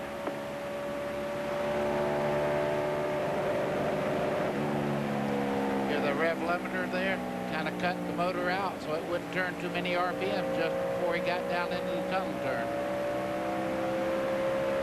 I'll tell you, the guy just ahead of him is doing a great job today too. That's Scott Pruitt. The second race here at Pocono, started 33rd. He just passed Tony Stewart for 16th. You know, if any rookie is going to have an easier time at Pocono than the rest, it would be Scott Pruitt in that orange Tide number 32 car. He is an absolute expert at road courses. And many of the people who have raced here a lot say this place is really a road course designed as a super speedway. It is. They call it a rope. A roval? Yes, road course and oval. Second race with his new crew chief Brad Parrott for Scott Pruitt. Things working well here. He's a good one. I'm telling you, he is a real good one. Now let's go back and update the story of Dale Earnhardt Jr. We talked about the practice crash yesterday, the trip to the hospital for the CAT scan, and the doctor's okay to come back and practice in happy hour. Earnhardt Jr. started last in the backup car. He's up to 14th position now. Mike Massaro can give us more on Dale Jr. He is up to 14th position, Alan. However, he was in the top 10 not too long ago. He's lost a couple of spots because he's begun to develop a push. Just talked with Tony Eury Sr., the crew chief for that machine. I asked him if he was concerned. He just shook his head. Typical Tony Eury fashion and said, no, not really. We'll make an adjustment next time in. So they're calm and collected, still with quite a bit of racing to go. So Earnhardt Jr. having a pretty decent day, running right behind Ward Burton, who's come up from the back of the field, and also Rich Bickle in the Terry Labonte car in that group as well. But Dale Jarrett leads after 140 of 200 laps in the Pennsylvania 500 at Pocono. You worry about your car lasting? Imagine going 500 miles in one stretch at 200 miles an hour. That can zap the life right out of your car. That's why my team has always used Haviland Motor Oil, the same unique formulation you can get for your car. Technically speaking.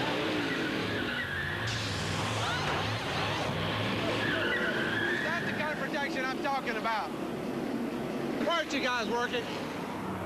Buy 12 quarts of Haviland Motor Oil and get a free U.S. soccer cap. Hurry, it's a kick, only from Haviland. $10 for lunch? I heard of a guy got a brand new car for that. Sounds like a Darrell Waltrip story. Oh, I swear it's true. This guy was at the track. He sees this notice. It says brand new hot rod, $10. No, it's not a misprint. Stop by and see for yourself. Turns out her husband met this little gal at the track, and he ran off to Tahiti with her. And he told his wife to sell the car and send him the money. Now at Kmart. Remember Jared, he lost 245 pounds on his own diet, which included Subway's low-fat sandwiches and lots of walking. Well, it's been a year, so let's see how he's doing. Looking buff, Jared. Way to go, Jared! I guess that answers our question. Thanks to 7 Subway sandwiches with 6 grams of fat or less and laying off the burgers and fries, Jared's looking pretty good. He's still a Subway fan and a true inspiration to dieters everywhere. Subway, the way a sandwich should be.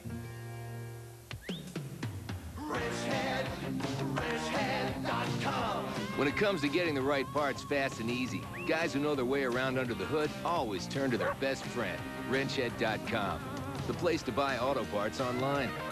Log on for millions of replacement parts, top brand names, performance parts, accessories and gear, even hard-to-find parts. Or just hang out with other wrench heads with wrenchhead.com. Getting the right part is a snap. Are you a wrench head? The Pennsylvania 500, presented by America Online on the Superstation. Brought to you by Doc Otis, a new flavored alcohol malt beverage. Real living, real refreshment. Unlock the Doc. By Haviland Motor Oil. Add more life to your car. By Route 66, jeans, clothes. It's not Main Street, only at Kmart. And by Subway, the way a sandwich should be. Coming around a complete 144 laps. 360 of the 500 miles. There you see how the leaders are deployed. Ken Squire here with Jerry Glanville down in the infield at the start-finish line area as we watch Dale Jarrett in the number 88, who has won here on previous occasion on this 2.5-mile track. Currently in command, but he's got Earnhardt right behind him in second spot. And Johnny Benson has taken over in third, the Grand Rapids, Michigan driver. In the number 10, the white automobile, and just behind him, Steve Clark having a great day, followed by Jeff Burton in the 99. And Jeff Burton running that, we talked about the Roush motor. That's the motor that will work probably the least RPMs, hoping that they can finish this race. All these motors going out, unbelievable, Ken. They're going to have to make a special motor just for this track. Right behind Burton is Gordon in the 24, and then comes the current point leader, Labonte. As we watch him on that short shoot, as we watch those leaders up in front. Dale Jarrett and Earnhardt reminds me of 93. Remember, Jarrett in front, Earnhardt in second at the end of the Daytona 500. I wonder if it's going to end like that today. Dale Jarrett said afterwards, my thoughts were not to let Earnhardt get me in the bumpers. I knew he was going to do what he had to do to win, whatever it takes. He was asked if Earnhardt would tag him, and he said, sure. We're talking about a big race.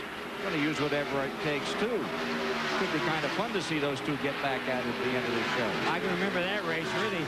Earnhardt was real kind to him. He just tried to swipe the air off the spoiler without hitting him. Now, right now, we're getting a little bit of a buildup of interval between first and second spot. Now you're riding with Tony Stewart. And boy, his day has been difficult. Started on the pole. And Mike Massaro can fill us in on more. And Ken, really what Tony Stewart has been fighting all day long is what he describes as a twitchy condition. It's not really tight, it's not really loose. The car will not turn in the corners, particularly in the tunnel turn. At the same time, though, the rear end will not bite the racetrack. So he's still fighting that pushy loose condition, and they're trying to solve that problem. Let's go to Marty Snyder. Well, what a terrible break for Dale Earnhardt. A right front tire is going down. The left front, they are saying now, is going down for Dale Earnhardt. He had a cut tire. It's a right front tire, actually. He said he radioed in about a lap ago, said the right front tire, I feel like it's going down. And indeed, it is gone down. It's shredding up the right front fender. And let's get back to Ken Squire. That's a tough one for Earnhardt as Jarrett comes on pit road at number 88. Mike Massaro is there. Marks, and the team has gone to work. Todd Perrin has made a call for 4 tires and fuel. Routine service for the leader. They'll work their way now to the left side of the machine. Drop him off the jacks, and away he goes. A good stop for Dale Jarrett. Beautiful stop for Jarrett. But for the 87 and 93 winner of this Pennsylvania race, it's a sad ending. At lap 146, Earnhardt is on pit road. Marty Snyder is there. And what a tough break. They really felt like they had the race car to win as the fans go crazy. Dale Earnhardt on pit road. They're going to put on right side tires. They're going to make no chassis adjustments. Obviously, his shot to win this race more than likely over with now. They're having a lot of trouble taking off the right front tire. That usually happens when a tire shreds like that. It gets wrapped up inside the front wheel, and Dale Earnhardt down in the way. Earnhardt coming back on the speedway. Looks like he's down a lap. Looks like he's going down a lap as he comes back out, Gary. Well, he's got a hole in that right front fender, and what happens when the air comes in that hole, it gives you a push, it picks the hood up, and you're not able to stick on the ground like you were sticking. Well, look at what's left. Wow, look at that. Talk about shreds. Take a look at what happened to Earnhardt out here. 7-time Winston Cup champion, so close in his bid to win at 8, 45 points away going into today. And that's the end of that story. And the steel belts in there will actually shred a hole right in the hood. And you can see he did a good job here not hitting the wall, making that car turn when he had a right flat tire. So challenging for the lead 3 laps ago. Stacy Compton driving with a broken hand today. Cut the cast off this morning.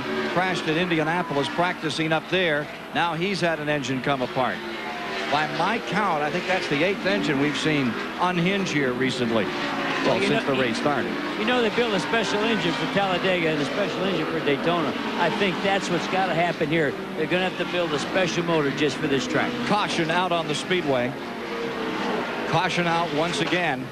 Boy, with all the lead changes and with the cautions, it's going to put Benson up in front. Steve Park is in second and Labonte in third with all that's been going on. And Matt Kenseth finds his way up to 4th spot as we come to this caution period. One thing about Matt Kenseth, I was told today by actually Cup people that he brought knowledge from the Busch Series on how soft the springs you could run. They said Kenseth and Earnhardt Jr. has changed the springs at this track because these 2 youngsters can run those soft springs and taught some Cup people how to do it. Interesting note. Well, we're back under caution. I believe that's the 6th time we've had Hamilton blow. Kyle Petty's engine's gone away. Marcus's engine has gone away. And now you hear Stacy Compton, formerly out of the Craftsman Truck Series of NASCAR, eases in. And as we get ready for pit stops, let's go back topside with Alan Bestwick. All right, Ken, so a wild turn of events here as we hit the lap 148 mark with Buddy Baker and Dick Berggren. We've seen a couple of more engines lay down. Scott Pruitt in the garage. You've got Dave Marcus in the garage, then the Dale Earnhardt problem running in 2nd spot, lap number 145. Coming down the front stretch, this is the lap before the tire let go. Exactly. You can see him going back and forth there. He knows something's wrong. He feels the vibration. The tire hadn't gone down yet, but he knows there's a problem. Looking ahead from Bobby Labonte's car, Earnhardt slowing left of your screen. There, the tire blows there, and you can see it unraveling. He goes up the racetrack, was very lucky not to hit the outside wall. Here come the leaders to pit road. Johnny Benson, Steve Park, Bobby Labonte, Matt Kenseth, all coming in. Got the radio open to Benson's pit. 15. Let's watch the stops. Be ready. I'm going to tell you to speed up in a second. All right, come on from there. Come on hard. Come on hard. 4 tires, guys. Marty? Johnny Benson and James Ince debated several times about what to do. The car is loose when the sun is out. It is tight when the clouds are out. They really didn't know what to do. They decided to make no adjustments. Just 4 tires and fuel. The alternator holding up fine for Johnny Benson. He is now down, back out on the racetrack. 17.0 on the stop. You did beat him. Get on back Did he by hold him. the lead? James Ince says he did. Unfortunately for Benson, he's not the NASCAR official, and that is who is going to really decide whether he beat him or not. Dale Earnhardt Jr. is slow in the pit lane. Something is either broken on his car or it's stalled and he can't get it restarted or something. We ride inside Junior's machine. Look how many different shirts you see there. Pennzoil and the Budweiser group pushing that car down the straightaway. But all those shirts work for Dale Earnhardt. To Mike Massaro. Well, guys, as you could tell, the 8 car stalled on pit road, and a good team effort on behalf of DEI. The Pennzoil team springing to life. They jumped over the wall to help in concert with the Budweiser team, pushing that car away. Steve Park did come down pit road as well. He made significant changes. That car was extremely loose. They made a wedge adjustment on the left side. They also dropped the track bar 1 round, took on 4 tires and fuel for Steve Park. Tony Stewart is on the tail end of the lead lap. He is the first car behind the pace car. Stewart has been trapped by this caution on the tail end of the lead lap. Dale Earnhardt has been caught 1 lap down as a result of the caution. And Dale Jarrett, I believe, is going to work. Well, now let me say that. Hang on, as I'm saying this, I'm looking at the racetrack, and this may all actually work out in Stewart and Jarrett's favor. We'll see when they come back around in just a minute. Earnhardt still on pit road, getting work done on his car. Marty? Well, his shot to win definitely gone now. He thinks the toe end might be knocked out a little bit, which means the car does not want to track correctly. It kind of dog tracks around the racetrack. They checked that. They did a couple things to the right front. We'll have to talk to Kevin Hamlin and see exactly what the problem was. But Earnhardt did radio in that he thought the toe end was out on his race car. I had it right the first time. Stewart was caught on the tail end of the lead lap. Dale Jarrett is going to be the leader after their green flag pit stops of a minute ago. Kevin LePage has not pitted under this caution. He apparently is going to get the race lead. So we'll sort it all out in a minute. As a caution in the middle of green flag pit stops, troubles for Dale Earnhardt, all kinds of things breaking out in the middle of the Pennsylvania 500.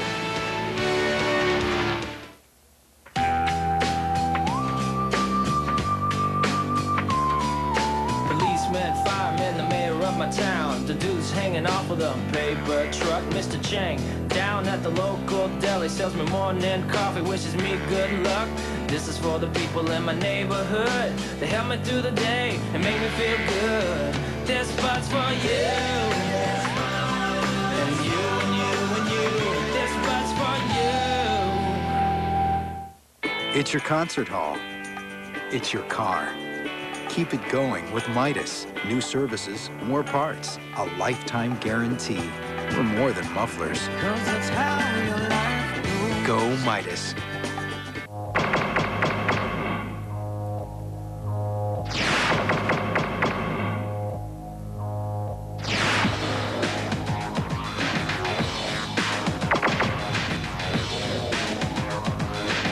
Thursday nights on the Superstation, it's movies for guys who like movies. Each week, join hosts George and Karen for all the stuff guys like. Cars, women, fights, and explosions. And none of that touchy-feely stuff. It's movies the way guys want them. Welcome to Movies for Guys Who Like Movies. All right, George, let's go. Get it, boys. Bad boy. Ladies and gentlemen, I am driving a hovercraft. Feel the breeze.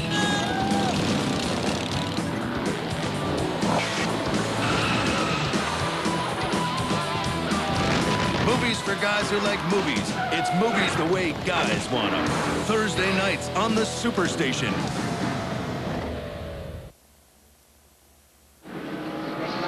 Kevin LePage stayed on the racetrack when everybody else pitted under this caution. Now he's in for service, giving the top spot over to Dale Jarrett as the field gets the signal. In one more lap, we'll go back green flag racing.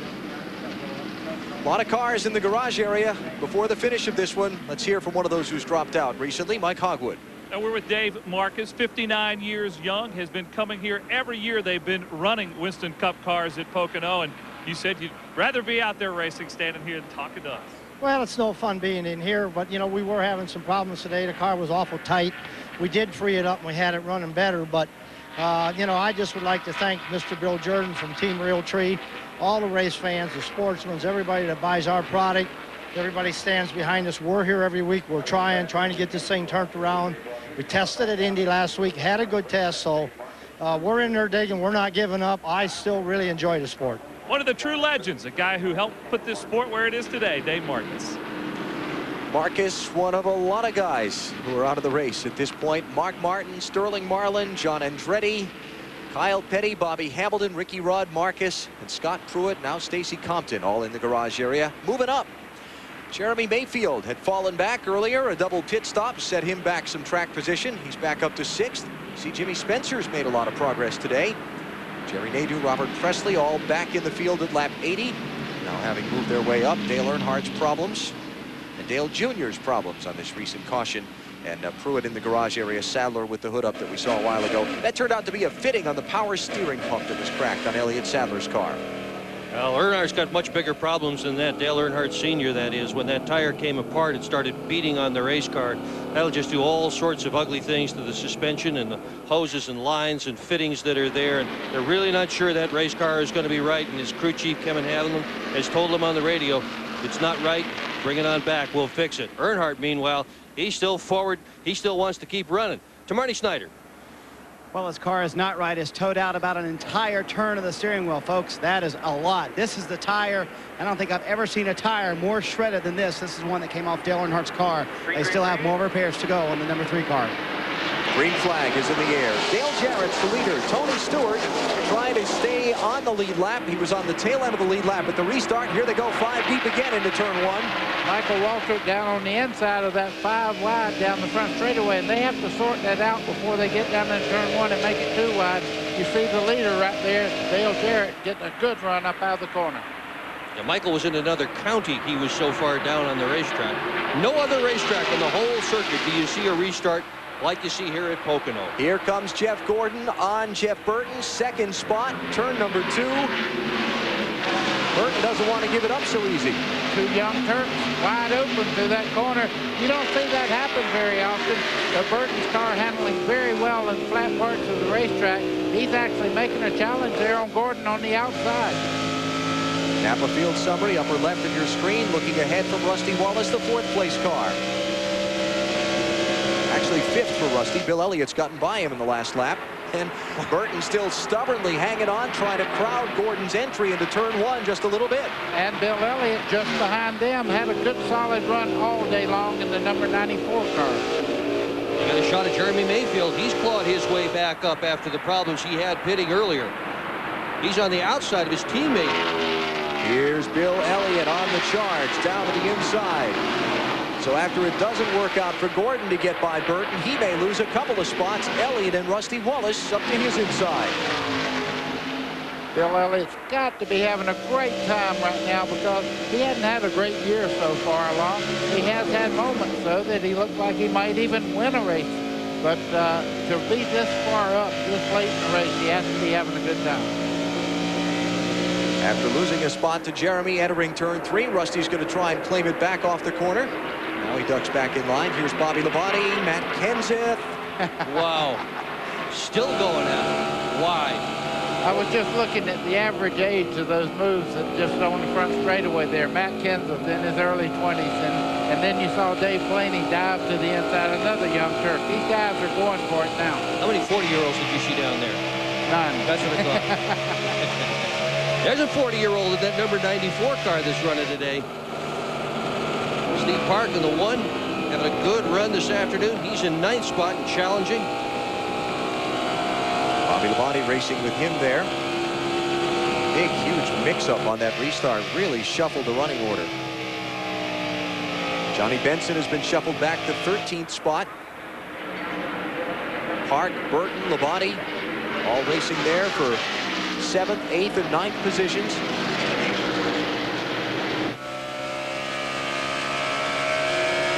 Here's Dale Earnhardt Jr.'s view on the world. 26th position on the lead lap is where he runs. Mike Massaro. Well, Alan, we all saw the costly pit stop that Dale Earnhardt Jr. endured last time down pit road. And the reason for it was actually the yellow. Threw a kind of a curveball at this entire team. They were planning on coming in a lap earlier, but because the yellow came out when it did, pit road was closed, forcing them to make another circuit. When they finally did come down pit road, they ran the fuel tank dry, and when they got the fuel in, it would not refire. We saw it stall midway down pit road. We had to bring it in again to top off the fuel tank. That's where they sit right now. Alan? Jeremy Mayfield taking a spot away from Bill Elliott. 4th position to Mayfield. Look at the interval from Dale Jarrett, the leader, back to Jeff Burton and Jeff Gordon in 2nd and 3rd. Now from Gordon back to Mayfield in 4th and Elliott in 5th. And there's Rusty Wallace in 6th and Ward Burton in 7th. Really, for Ward Burton, cannot downplay the performance of he and that team today. I mean, here are people who are pulling their hair out in the garage area all weekend long with a brand new race car that wasn't going anywhere. They threw everything at it this morning. We talked about earlier, started 37th, and here they are in 7th. But you know, that's what separates the really good teams from the teams that are truly great. And this team, this Burton team headed up by Bill Davis, and they have just got the right stuff to win a whole bunch of races. They've had a great year this year so far, but more of it's headed their way. And Tommy Bolin, I went in this morning, his crew chief was changing the spindles on the car, putting drop spindles on the front. And I said, are you crazy on race morning? And he said, we're junk if like we are, so we're going to shoot for the moon. Apparently, he knows how to shoot for the moon because the car is really running well. There he is, Ward Burton in the number 22 machine. A few spots behind his brother Jeff, who runs in 2nd position. Jeff trailing Dale Jarrett. On the hardest tracks in the circuit, that means a whole lot. And when you look back on your career and you can say that you won at Darlington and Rockingham and Pocono and Daytona and Martinsville, you're starting to say, wow, you know, this is really hard racetracks, and that would mean a whole lot to be able to add this to that list. Jeff Burton talking about what it would mean for him to win here at Pocono, saying this is one of the tougher tracks on the circuit, and he sure likes the hard challenges. Yeah, he does. He's finished 2nd here. He's finished 3rd twice. He's been 4th, never 1st today. He's looking real good to accomplish a win. Unfortunately, this is not a race for position between the Earnhardts. Dale Earnhardt is in 31st position, a lap down after the problem with the flat tire earlier, and Dale Jr. is on the lead lap in 24th. Got an unscheduled pit stop for Joe Nemechek as he just leaves the pit lane while you watch this action on the track. As Dale Jarrett continues to hold the lead. The caution a minute ago sets up the fact that everybody's probably going to need to stop one more time for fuel, closing into the final 100 miles of the Pennsylvania 500 at Pocono. It's time to race on the Superstation.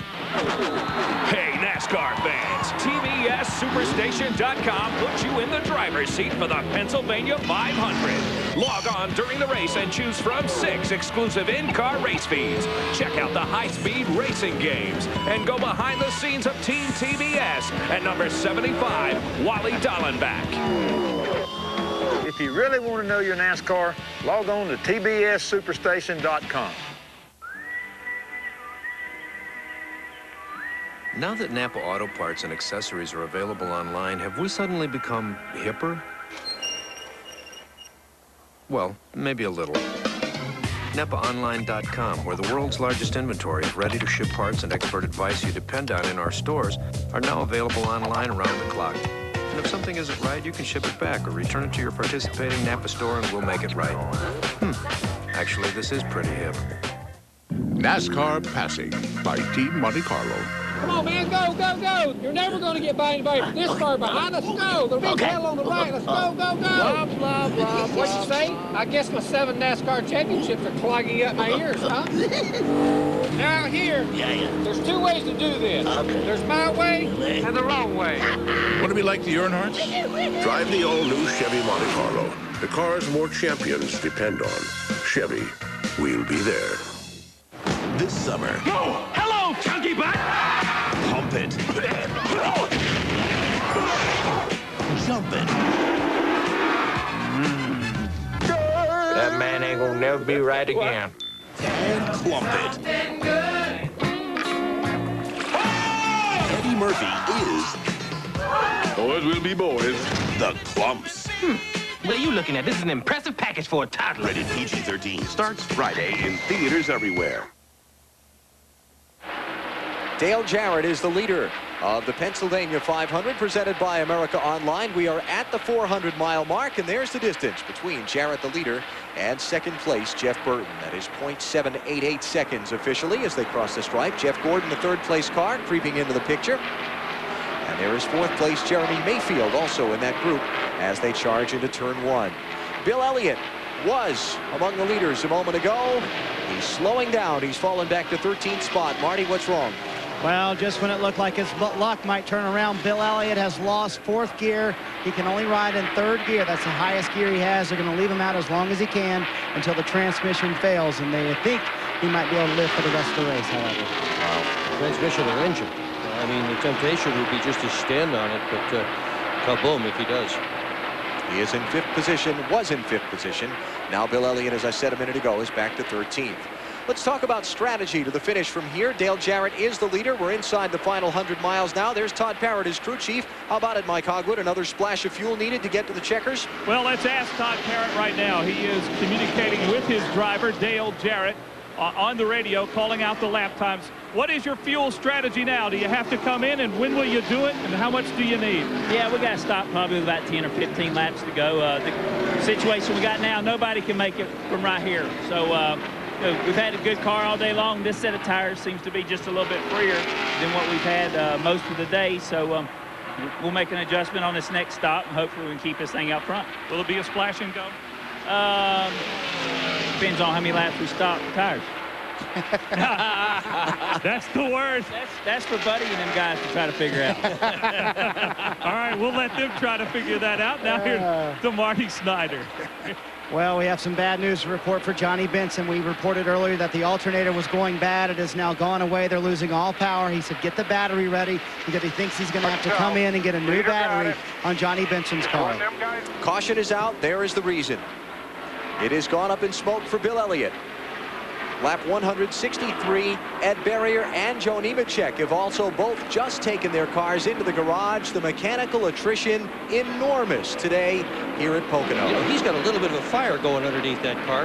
Well, a lot of times when you knock a hole in the oil supply, it'll do that. But I will tell you, you guys hit it right on the head today when you said the motors last time. I mean, they just ripped up a bunch of motors, but this time it's getting ridiculous. Seventh caution of the Pennsylvania 500. And now what this does, it takes the splash and dash out. Everybody will pit for fuel and tires here.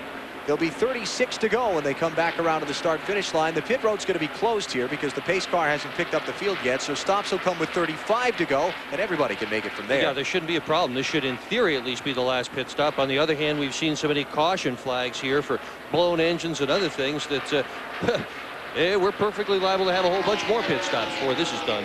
10th car to fall out of the race with an engine problem, Bill Elliott, as Dale Jarrett comes to the stripe and takes the caution flag. And now what this sets up, strategy calls on the crew chief's part. Does anybody get two tires? They don't need a full fuel load. What, everybody was just in at 149? So they don't need a full fuel load. They could take two tires, try to get some track position. If I was any further back than 10th or 12th or along in there, I'd get all, you know, I'd come in, get two tires, try to get track position, and hope that I could hold them off. What if anybody will try zero tires? Robin Pemberton has to make the call. Ooh. Talked about the problem that they have experienced here at Pocono last month, where they took 4 tires at a final pit stop when about everybody else got 2. It cost them a lot of track position. Rusty said, I kind of stuck my nose into making that call from behind the wheel, and I need to just let Robin make the decision. Have you ever noticed, though, they always have 2 people up there making the decision. They discuss the best way to do this, and most of the teams have 2 or 3 people that really talk back and forth up on top of the war wagons as to what they want to do. Usually the crew chief and the team engineer are the 2 seated up there. So the decisions are being made right now. What are you thinking? What are we going to see? I can't imagine what we're going to see, but other than I think we're going to see a lot of different scenarios unfold. I think we're going to see a bunch of people try just 2. We may see somebody try 4, but I don't think so. And I'll bet somebody tries 0. We'll find out in just a moment. Dale Jarrett leads. Jeff Burton is 2nd. Jeff Gordon 3rd. Jeremy Mayfield 4th. Rusty Wallace is 5th. As we get set to come down pit road with 35 laps to go. This is when you want the perfect stop. Yep. Need all you can. And we'll keep an eye on who gets 2 and who gets 4 here as they get set to come off of turn number 3. This could be for the race right here. Could have a lot to do with it, that's for sure. Still a lot of laps to go to get 2 tires as far as the tire wear is concerned, but we've seen here before, 2 tires, you're not giving up a whole lot. Here they come. Off turn number 3, onto the pit lane. Down to the speed limit. Look at the running order as they come in. Gordon first to his pit. You look at Jarrett, Jeff Burton, and Gordon. See, Gordon was first to his stall, so we'll see what he does first. 2 tires for Gordon. Jarrett's going to get 4. 2 for Jeff Burton. Rusty Wallace took just 2. Like a lot of guys just got 2. In fact, Dale Jarrett is going to come out way back in line. Still haven't seen Jarrett come by. Still waiting for Dale Jarrett. There he is. Wow, that's a lot of track to make up there. He's got a fast car, but he sure did give up a tremendous amount of track position. Rusty Wallace is off of pit road in first. We'll get the running order reestablished for you. Find out where Dale Jarrett came out. Get down to the finish of the Pennsylvania 500 next.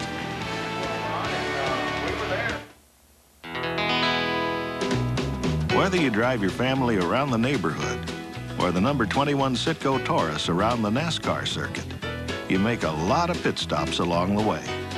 So from Darlington to Detroit, Bristol to Boston, and just about every place in between, you can count on your local Citgo to keep you going. Gas, food, and conversation. Just what you'd expect from a neighbor.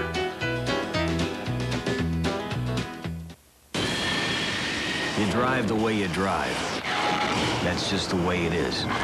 And that's fine. Because there's a new motor oil made to take it. Introducing new Pennzoil Synthetic with Penzane. Penzane was developed for the space program and is used by NASA. Don't change your driving. Just change your oil. Pennzoil Synthetic. It's rocket science for your car. It's the home you've always wanted.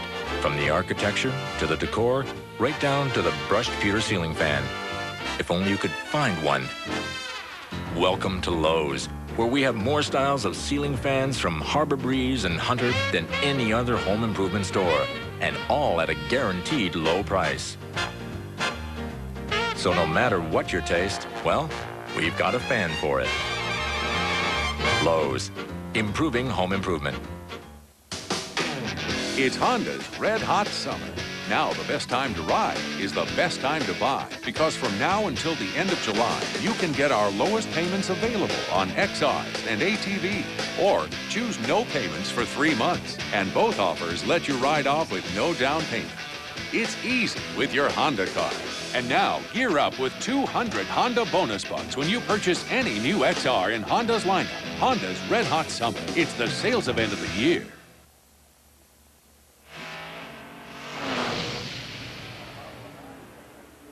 Back at Pocono Raceway, Rusty Wallace's team makes the 2-tire call, gets him out in the lead while we're under caution. We have the opportunity to talk to Rusty. Dick? Rusty Wallace, Dick Bergman at TBS. Can you hear me? I got you loud and clear. Hey, how about that 2-tire stop? You sure that's going to be good enough? Jarrett took 4. Well, I don't know. I took 4 last time and it bit me. 14 cars behind us got 2 right sides, so I think it's the right call. How's the car running for you? I think Rusty just got the word that we're going to go racing when they come a lap and a half from now. So we'll let Rusty get back to work as the crew communicating with him that they'll get the one to go signal when they come back to the start-finish line. Well, he was pretty pleased with the decision. We'll find out how it works out. Let's get some further reports on the pit stops. Marty Snyder. How about Jeff Burton's pit stop? I asked crew chief Frank Stoddard why they only took 2 tires. He said track position is just a killer. We could not afford to give up track position. That was the only thing behind the decision. They were just a skosh tight. They took a ½ pound out of the right front tire. That should loosen them up. They think they're going to be good for the longer part of the run. Let's go to Mike Hogwood. Now, Todd Parrott says everybody's scared. They're thinking about the race last month. He says that their old left side tires aren't going to be good enough for the 4 that Dale Jarrett has bolted on, even though he's in 14th. they're confident they can move to the front. Mike Massaro. Another team that two tires on were the Rainbow Warriors. Jeff Gordon and Robbie Loomis, along with Brian Weitzel, conferring on that call. And Robbie, why only 2? Well, Brian and I talked about it a lot. You know, it's like he said earlier in the day, car ran real well with 2 tires. Track position is so important, we just felt we couldn't give it up right now. We'll have to find out if the gamble will pay off. Jeff Gordon in 3rd position as we get set for the